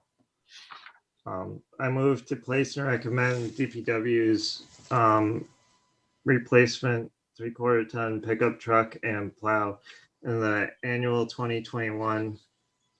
Oh boy, in Wellfleet's annual 2021 town meeting. Helen, second. Okay, roll call vote. Christina, I. Ryan, I. Michael, aye. Helen, I. Ryan, just say on the warrant. We all know which warrant it is. Please, 4-0. easier. Okay, transfer station roll on, roll off. Article 3J. I move to place and recommend a transfer station roll-on and roll-off truck replacement in the 2021 annual town meeting warrant. Okay, second, Helen, second. a roll call vote. Tina, I. Brian, I. Michael, I. Helen, aye. Helen, did I say recommend? Yes. Okay. Okay, motion carries 5-0 to place and recommend. No, 4-0, 4-0, I'm sorry. guys. Mike, Forgot what we Mike, if I may, Yes, on please. a lot of these, the paragraphs on effect on property taxes says it is expected that these funds would be borrowed as a debt exclusion. It might be clearer if that says these funds will be borrowed if a debt exclusion is approved. Because that's really what's happening. Okay, I would But- consider that a non-material change also. Right, right. But as long as I got you guys, I want to tell you about it. Yeah, Yeah, please, Gary. That's why we need you. Okay, do we have a motion? I forget. Or what are we on? We voted on that one. So Article 3M, Pillars Corner revetment. Okay, Keller's Corner revetment. You have your hand up, Ryan. Is that about? Oh, no, I must have accidentally hit the button, but Okay, that's I fine. have questions on this one. So, Okay, let's make a motion and then discuss, or well, let's make a motion to place it and then discuss it. I move to place Keller's Corner revetment on the warrant and to recommend it. Okay, I second that, and we have a discussion. Ryan first. yeah, I want more details on this. This is for the engineering for revetment at Killer's Corner. So you could always withhold your recommendation. So Helen's motion included a recommendation. No, I thought it was just to place. I'll amend it. Okay. Do we have someone from DPW here that may be able to answer your questions? Helen, go ahead. You go Yeah, first. so I researched this with Hillary because I wondered about it too. And at the time, the summary seemed very brief to me. So right now, what's there is rubble. And, you know, revetments are controversial. Depends where they are. But the alternative to putting a revetment there or just having rubble is to keep nourishing it with sand, which doesn't work very well there. That's an understatement. And the rubble is not doing enough to keep the erosion from getting to the road. And this is also happening. So that's more information about it. It isn't just a kind of frill, and it's time sensitive. Okay. That's from Hillary. I think that undoubtedly this should be placed on the warrant, and in the end, it's going to have to go through Conscom to be approved. So even if the town meeting voters vote to do it, it's still going to have to get through the Conservation Commission. Yeah, and Mike, so when I was adding all the places that these articles should be sent, I did put Conservation Commission here. But why would they I wait? put that in the list. Doing the actual application anyways. It's FinCom, Select Board, Conservation Commission, and questionably the NRAB. Anyway, Yeah, that's what's in what I submitted. Thank you. That's fine. I mean, I think that as far as placing it, I'm fine with placing it. I would actually vote to recommend it, but if the board wants to just withhold recommendation until there's some more information, or if just any members want to abstain, that you can abstain from recommending. I'm ready to recommend. I'm ready to recommend because Hillary told me it really has to happen because otherwise it's Okay. going to just. So why don't we make a motion, amend the motion? This is just to place the Keller's Corner revetment. Okay, I move to, what do you call it with a motion? Let's say so moved. No, we have to rescind. Did we vote on it? I No, we just didn't. voted to amend. I moved to place the Keller's Corner revetment article on the warrant. Second, Okay, a roll call vote. Justina, I. Brian, I. Michael, I. Ellen, I. Okay, can I have a motion to recommend? I so move. Okay. Second. Roll call vote. Justina, I. Brian abstain. Michael, I. Helen, I. Okay, motion carries 3-0-1 to recommend and 4-0 to place. Okay. Next, we are on repair and resurface Mayo Beach basketball court. We've already voted on that. Okay. It looks like we voted on 3P. Oh, did we vote on that? I don't know. Some of this stuff is left over from last year still that mhm. got moved over, and I don't know if this is part of that. I think we did vote on this. I I didn't think you vote did too. for I it. actually did your meeting minutes from last week. I'll double check it, but, and I'll let you know, but I'm pretty sure you voted on it. Guys, are we on P or O? Oh, Yeah, we discussed it at length and then we voted on it. I didn't vote to recommend it. Okay, well, motion to reconsider the recommendation. Second, Okay, all those in favor of recommending the repair and resurface of Mayo Beach basketball court, roll call vote, or not all in favor, but roll call vote. Yes, yes or no? Justina, I. Brian abstain. Michael, I. Helen, I. Okay, motion carries 3-0-1 abstention. I went and looked at And it. okay, Yeah, because that's what the DPW is going to take a look at it, or something. yeah. Replacement of backstops. Yeah, I remember I voted to recommend after we found out it was like only a couple of years from, by the time it would get done, it would be within the time frame in between the useful life. Helen? Yeah, it's important that the titles of the articles are understandable.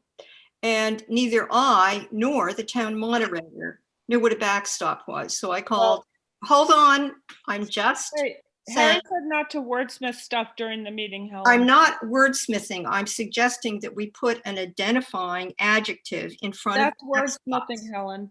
Hey, you know, Justina, this is not a decision, if I was Harry, I would make to change the title of the, Drags it up. Helen, we're tired. I'm tired. I'm tired too. I would say that baseball is an American pastime and most people know what a backstop is.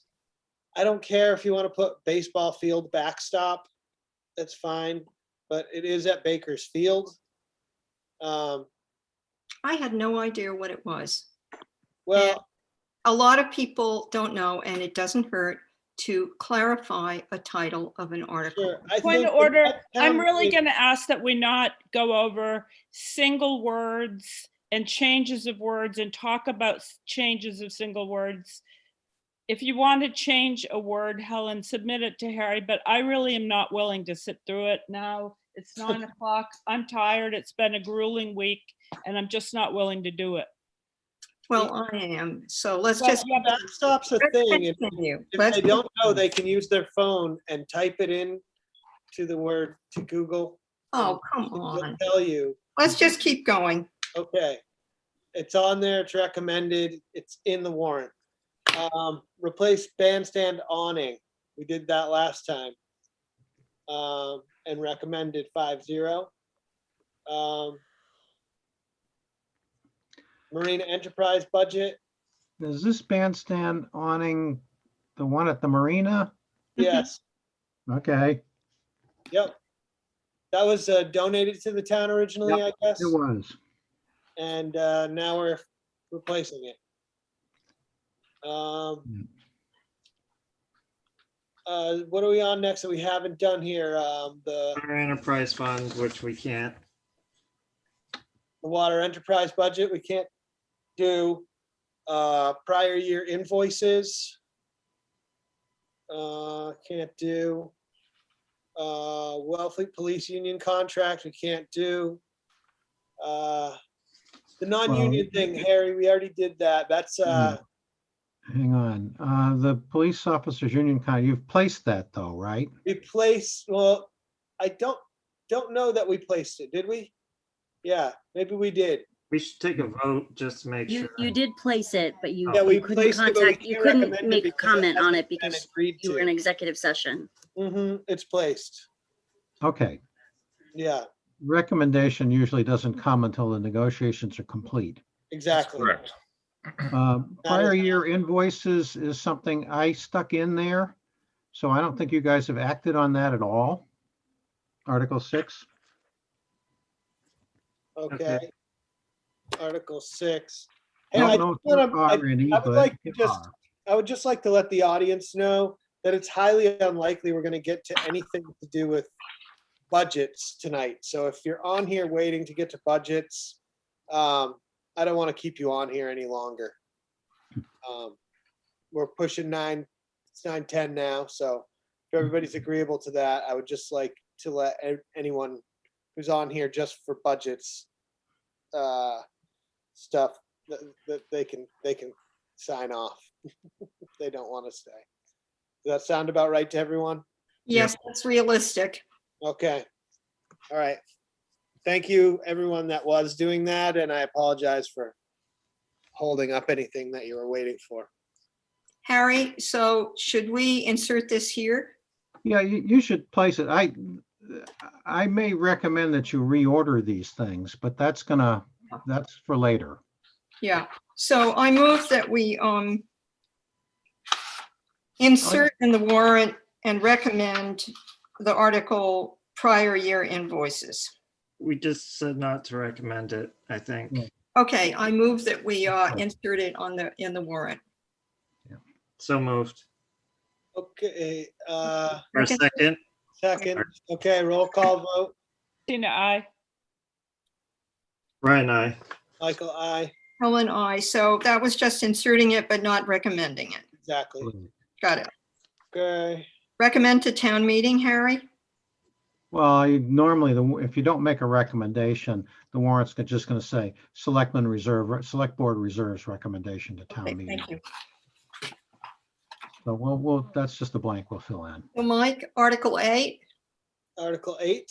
Yes, when I was off, the loose cannon roguing along, I looked at this and it was puzzling. And there's a line here that I call to Harry's attention, which is to fund the first year of the collective bargaining agreement. But the article is about non-union and other personnel salaries and compensation. So that line, Harry. I agree. Correct? Yes. Yeah, it should say something along the lines to see if the town will vote to raise and appropriate and/or transfer from available funds such sums of money sufficient to fund wage and salary adjustments for non-union personnel. Correct. Non-union and other personnel. With no date? I'm sorry? With no date, because it says beginning July 1st, No, 2021. It should say that too, but Okay, the point is to root out the collective bargaining language. thank you. Okay. So I move to amend. I don't think, I guess you do have to kind of amend it because it's a material change. Non-union and other personnel salaries and compensation to read, to see if the town will vote to raise and appropriate and/or transfer from available funds such sums of money sufficient to fund wages or to fund wage and salary for non-union and other personnel beginning July 1st, 2021, or do or act anything thereon. Yep. Helen, second. Okay, roll call vote. Tina, I. Ryan, I. Michael, aye. Helen, I. Motion carries 4-0. Okay. Where are we that we haven't done? Well, on Article 10, Yeah, funding for paramedics. I have not discussed this with the chief. I would probably draft that or transfer from available funds. If the chief wants to be very specific about the ambulance fund, I'm okay with it, but generally, the more general language is used, but I think we should ask Chief Polly. Chief preferences. Polly, Acting Town Administrator Polly. My suggestion was that, the ambulance fund is specifically put in place to supplement and provide EMS services for the town to the best of our abilities. My feeling, I appreciate Harry's sentiments and I respect what he's saying. I was just trying to drill it down a little that those funds were going to come from the ambulance fund, because I think that's the most appropriate place they should come from. And I know it ties the fire chief's hands or the future fire chief's hands from time to time down the road, if that's what we continue to do. But I just think it's meaningful, but I'll defer to the board. I appreciate that. I like when funds are utilized appropriately. Okay. On Article 11, which you've also recommended, can we say funding additional police officer? Yes, please. Yes, please. We really Yes, don't please. know who we're funding there. Sure. Thank you, Harry. I was going to suggest that myself. Okay. Okay. Now, wastewater, Commercial Street. Now Kurt said he had some amendments. Do we want to just deal with those in a group once we see what he's got? Yes. Yes. So we'll just hold on changes to 12, 13, 14, 15, 16, and 17, Yep. and 18, Yep. And 19. and 19. Well, I think 19's okay, but I'll wait on. Did we already vote to place these and Yes. recommend them? No, I don't think we did. We voted to place them, I'm pretty sure. We did do some recommendations. I thought we placed and recommended all of them. Yeah. We placed and recommended quite a number of them.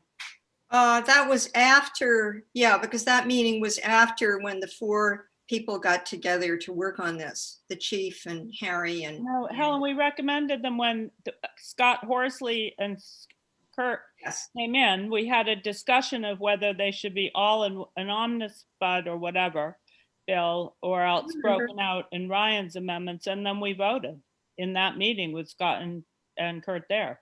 Yeah, we voted to place and recommend all of them. All of them, I believe so. Yeah, the reason I was a little unclear is that I hadn't gotten that draft to insert the recommendations in what I was working on. That's the reason I wasn't unclear.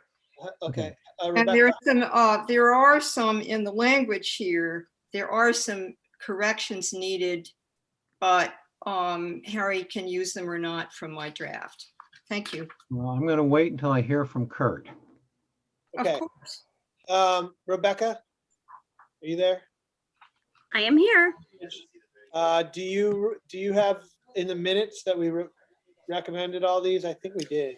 I think you did too. I haven't finished them yet, but you recommended all of them because you voted on not to have it as one single article that was originally presented to you. I remember they were all move and recommend. Yep, they were. Okay, let's make sure that gets in there. I will do that. You should have those by the Thursday meeting. Okay. One thing that I would want to make sure is the part about the culture.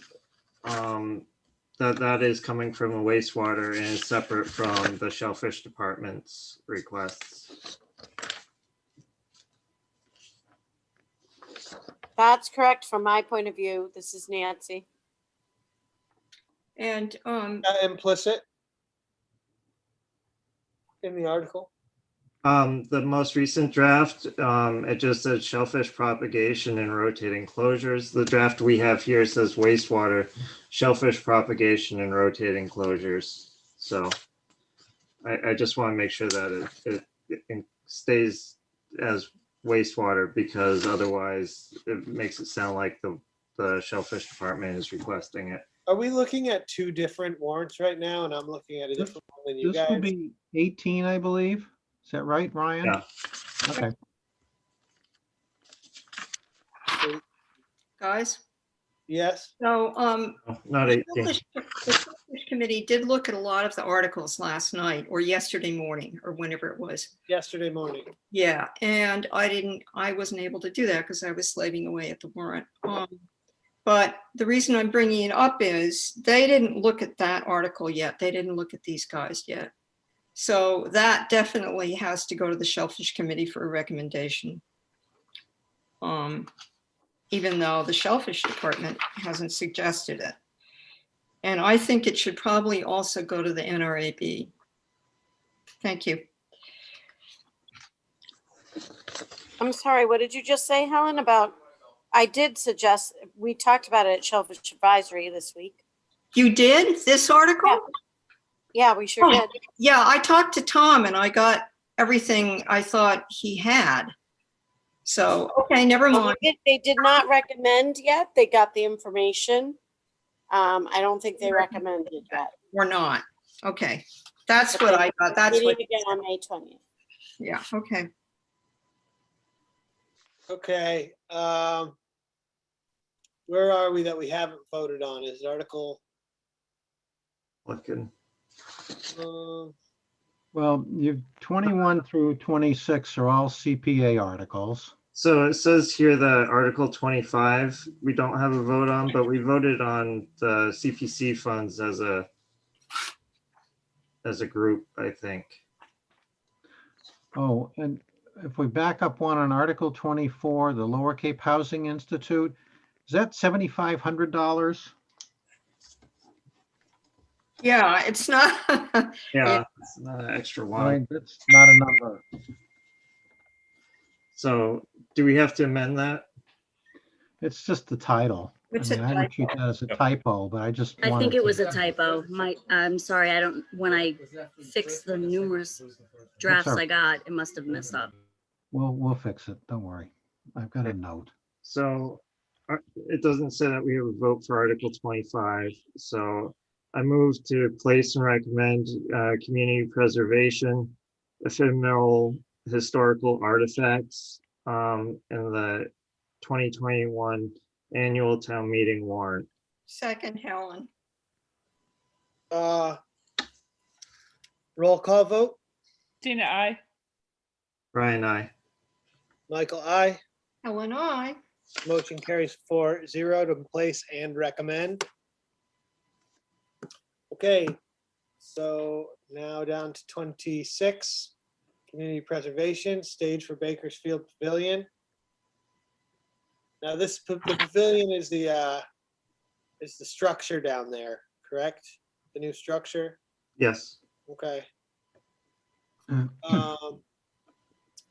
I move to place and recommend the community preservation stage for Bakerfield Pavilion for $17,450. Helen, second. Roll call vote. Tina, I. Ryan, I. Michael, I. Helen, I. Motion carries 4-0. Hopefully they'll grade it afterwards. Well, it's supposedly all terrain, so.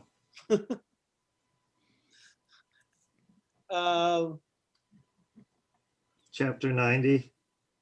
Chapter 90 funds, Article 27. To see if the town will vote to authorize the select board to apply for and accept state grants from Massachusetts Department of Transportation Highway Division. I move to place and recommend Article 20, or I won't say the article number, Chapter 90 funds. Helen, second. Warrant. Christina, I. Ryan, I. Michael, I.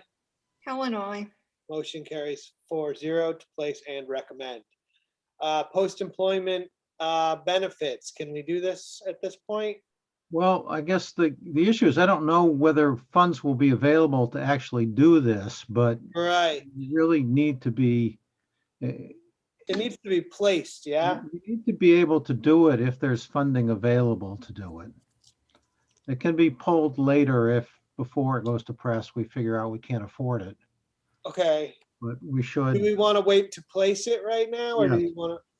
Because we have other Just stuff to wait. place too. We vote to place it and then pull it Okay, if we I'm fine can't with that. get enough money. I move to place our other post-employment benefits appropriation. Helen, second? Justina, I. Ryan, I. Michael, I. Helen, I. Motion carries 4-0. Do we want to Okay. recommend it? Why are we not No, recommending we're it? not going to recommend it because we don't even know if we have the funding available for it. If you want to recommend it, you can. Yeah, the reason to recommend it now is if This- we have to pull it, we have to pull it. But the point is, we don't want to have to do this mopping up just before town meeting. We're gonna have to come back to it anyways, Helen. The sum is blank. So I there's- know, yeah, I know that, except that, okay, fine. We can't recommend it if we don't know if we have the money for it. I mean, Yeah. I'm not I'm not I'll going to withhold recommendation on that one until town meeting floor probably. I gotcha. Shellfish revolving fund, we've Oh, done. Article Oh, here we go, 29. yeah, the peg. Look Mike, look at Article 29. Yep. I would have to check to see whether we've already accepted Chapter 44, Section 53F and 3/4. Okay, And if not, then the second paragraph should stay no matter what. But the first paragraph should go if we haven't accepted that statute. okay, So need to check with the town clerk on that. okay, so let's just move on, let's just take no action on that right now. Well, I have a question about it first. Go ahead, Ryan. I went back and looked at previous town annual town meetings.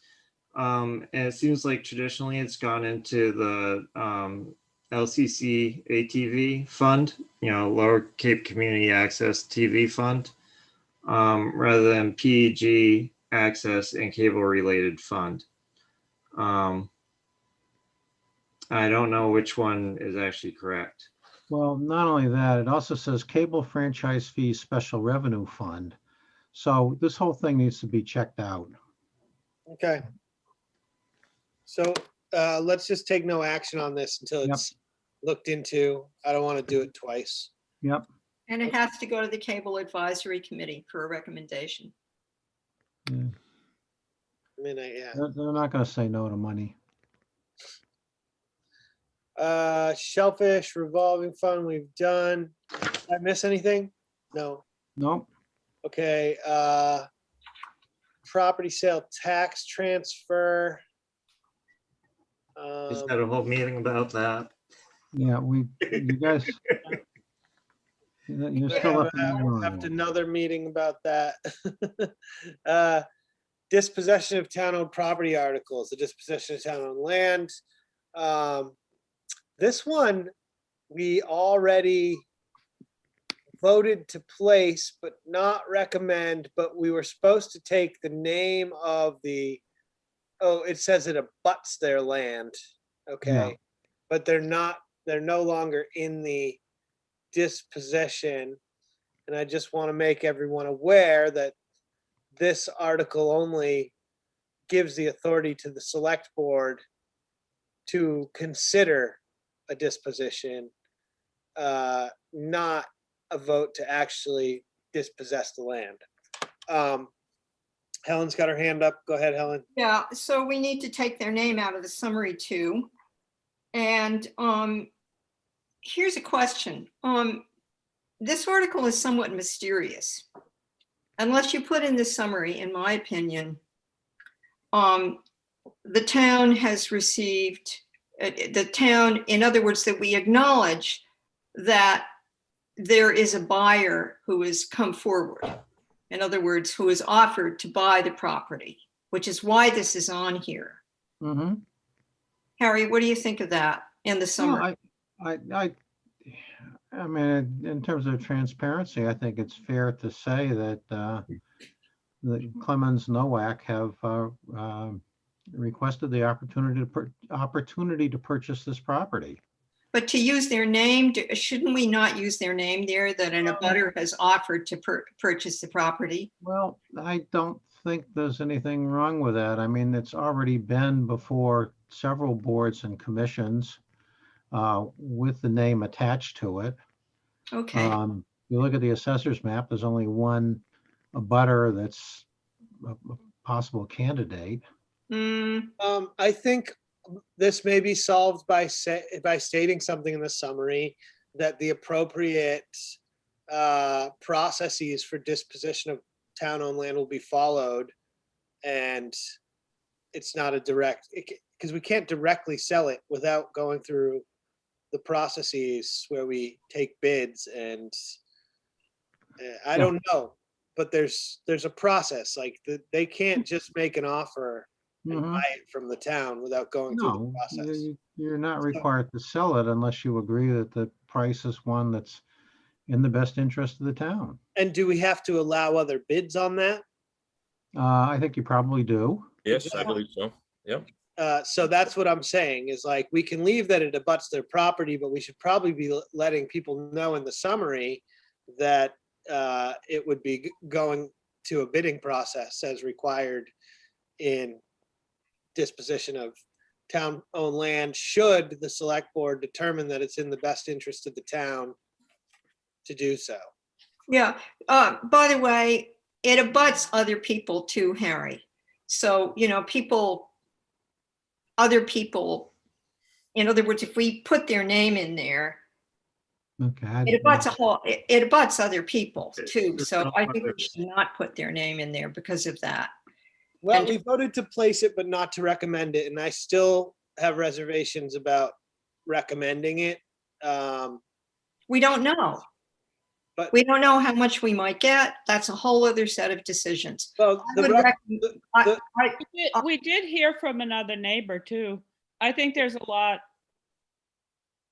So what I'm saying here is, let's take their name out of the summary. If you want to make it more transparent in terms of, we've gotten an offer, maybe two. And Helen, I was in the middle of it. We did hear from someone who in the neighborhood was upset and said, I didn't know the property was for sale, and talked about some of the conservation issues and so forth. And I mean, imagine how you'd feel if you found out your neighbor was going to be buying land from the town. I mean, I think that this is not ready to go to town meeting, in my opinion. It's a fairly good sized parcel of land. There may be other interested parties, and there's so many issues surrounding this that make me uncomfortable, really. I don't see what the rush is. And I think if somebody else has emailed us saying, hey, I didn't know the town was going to be putting land up for sale, then that's like, why aren't they allowed to come talk to us about it? Why is it in front of town meeting and with anonymity protected? It seems kind of peculiar and untransparent, and why now in front of town meeting? It seems like we could have another select board hearing before. Justina, I just want to point out that this land does not propose to actually sell the property, but to place the care and custody and management and control of the property into the hands of the select board, which would then be subject to, first of all, meeting to deem whether it's in the best interest of the town to even sell the property, but then also subject to all the rules pertaining to dispossession of town-owned property, which would require us to, as far as I know, put that land out to bid, and it would be an open process. Now, I don't know that it gets past the initial stage of determining that it's in the best interest of the town to sell the property. I don't know. We would really have to take a good look at this. But this actual article, and I think it's sort of I think the problem with having Clemens, Noack, and Noack property is it insinuates that this property is intended by the town to be sold to these people who have inquired about buying it. But just because they've inquired about buying it does not mean that we would sell it, nor that we would sell it to them if they weren't the highest bidder, if that were to be the case. And so that's why I voted to put it on the warrant, but not recommend it, because I'm not sure that we should even be taking custody of it. But I'm willing to look into it. And I think there's not really much harm in the board actually looking into the value of the property and what it's utilized for and what its potential use is. And then should the select board deem it's in the best interest of the town to sell the property, that then the process would carry on from there. So I think part of the problem is in the summary, where it doesn't actually explain the process to the taxpayers as to what would happen if we were to pass this. Mike? Yes. Hi. Yes, you're right. And Justina, to reassure you. So who knows?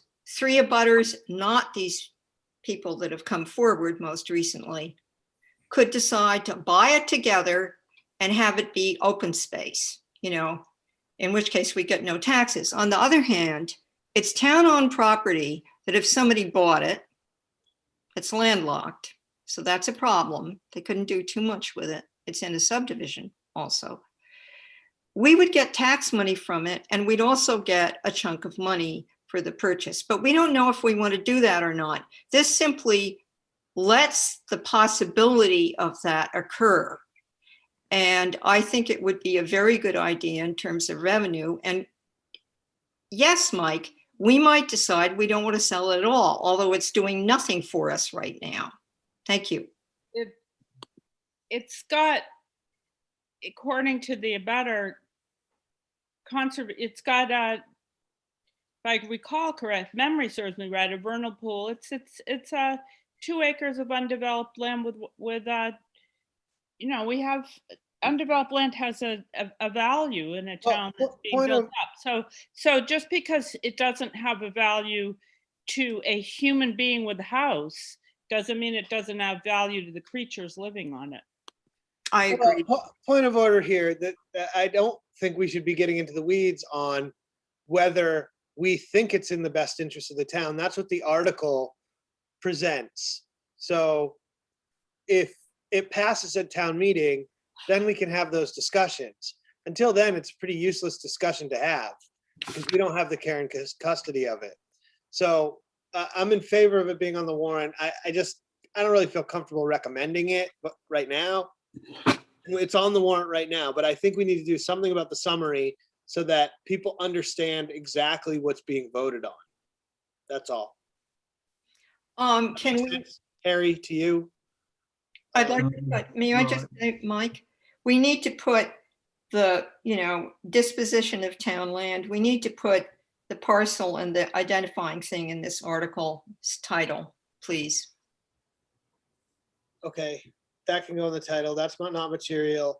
The summary is kind of not material to the actual article, except I think the summary could change without it coming back to us. Could we just put the 2.0 acre parcel of land as landlocked and leave it at that? I think, yeah, I think that people should know though that someone approached the town. Mr. Chair, if I may. Yes, please, Ryan. For the summary, we can say this 2 acre parcel of land is landlocked, and is near Kincaid Street and the rail trail extension. Okay, I have another point of order. Quickly, I have Rebecca Slick on here, who's our new assistant town administrator. And if I can call on you, Rebecca, because I think she just sent me something about a standard article for this type of purchase. So you on there, Rebecca? Yes. Hi, how are you? Hi. Sorry, it's dark in my house. Everybody's sleeping. Yeah, Oh. should be. There's actually a standard article that KP Law uses for just this, for when town wants to transfer the power to the select board. I can probably get a copy of that because, believe it or not, you guys use the same lawyer that I was using in the last town I worked for. So I could just shoot her a quick email and see, you know, what she gave me in the last town I worked for, because we came across the same exact thing, like how to convey to the public that, you know, what you're actually doing with the land. So, and we could talk more about that after too, you know, after you put this on the warrant and whatever. Okay, let's just move on from this. And Rebecca, if you Yeah. can just with Chief Polly, he has authority to Okay. access town council. Yeah, I mean, I'm already communicating with her with 95 Lawrence. I could just, you know, add that in and ask for that standard language and then forward it to Chief Polly and you, and we can Okay, go from there. I think that's good. All right, Okay. so let's All just right, move sounds on. good. If it's a material change, we'll just take another vote, okay? Thank you, Rebecca. Appreciate it. Okay. High Toss Road. Oh, boy. We voted. We already voted on that? I just totally lost my space because my mouse ran out of batteries. We'll just have to verify that it remains on schedule. Yeah, I was about to say that. Where are we with that? We got the list from KP Law, and I sent you guys a summary of the process with the pasted in. It's on Thursday's agenda, if I'm correct. Wonderful, thank you. Has it been sent to the planning board yet? no, that's for our next meeting. We haven't, They actually have it on as a placeholder, and they've already put a notice in the newspaper for a hearing on May 5th, if I'm correct. Okay, I have all the language from Carol Ridley in our next, or maybe it's our Thursday meeting. I'm not sure. It is your Thursday meeting. Yeah. Tomorrow night, it's not. Okay, right now, this right to farm is a placeholder. I think this has been gone through by town council, but I was really had a hard time figuring out if it actually had been with the questions that we asked. Is that where we are right now? Or do we I miss? can send the whole article for you tomorrow to town council if that will work. Well, for we you. had some specific questions that we asked, and I did review that meeting just to find out, and I'll just email you those tomorrow. But also, I have the article language attached that I sent you today. Okay. So we can just deal with this another day. I don't want to do Yeah, this. sure. You just let me know tomorrow and I can send it off. And then we'll have to just get all the, we have to figure out where in the general bylaws it would go and that sort of thing. so Mike, I'm yeah. looking at a draft here that came in our packet, and I'm not seeing that. Is this the commission or the right to farm article? Well, the commission's in there, but the right to farm article is not included. It's just a placeholder. The right to farm. Yeah, but I'm not seeing in it. there, but without the article. Okay, so The article is, Rebecca has it right now. So we had a kerfluffle earlier, but I sincerely hope that everybody looks at what I sent today. I apologize, it wasn't earlier. I have looked at it. Thank you. I just don't want to go through it right now. No, that's all. Thank you. So Article 34, open space article should be grouped with Article 32. Because it's a disposition of town-owned land. Yeah. That's it on that. What's Article 34.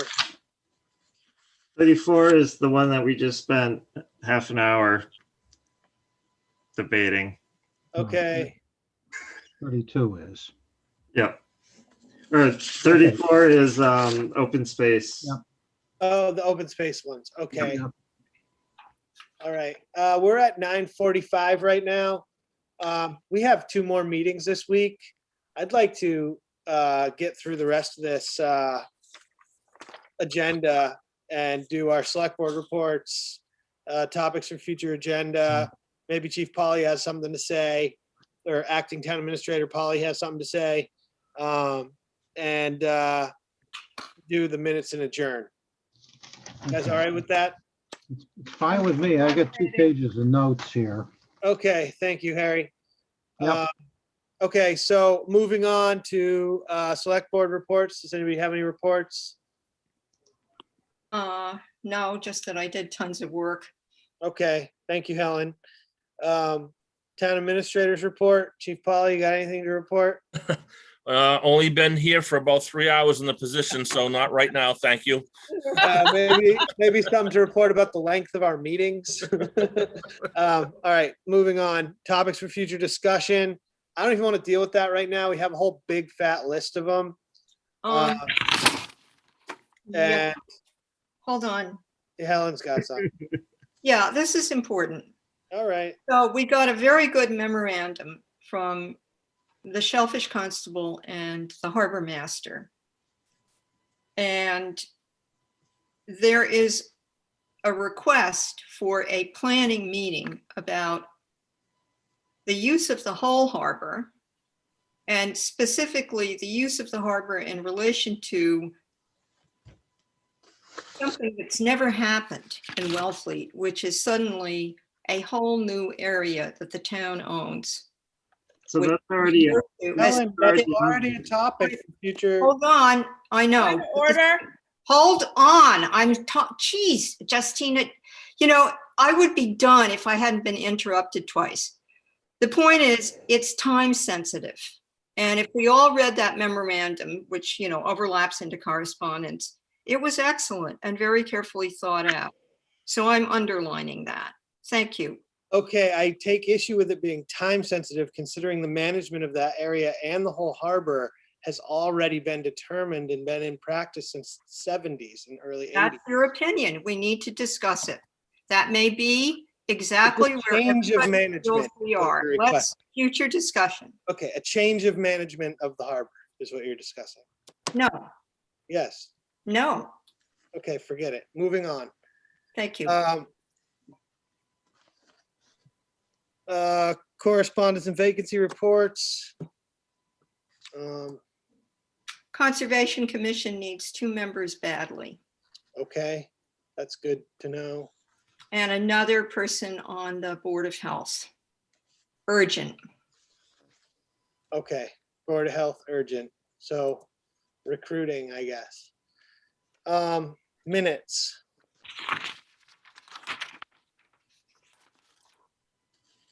Sorry, I have to scroll down with my arrow button because I have no mouse. Anybody have any issues with the minutes? for these ones, I honestly have not had the time to read them. Okay, let's just take them up tomorrow then. Can I have a motion to adjourn? I so move. Okay, roll call vote. Second. Oh, we Who's need a the second. A roll call vote. Aye. Aye. Michael, aye. Ellen, I. Okay, motion carries 4-0. Okay, thank you, guys. I love you all. Good night. Night. Okay, thanks. Bye.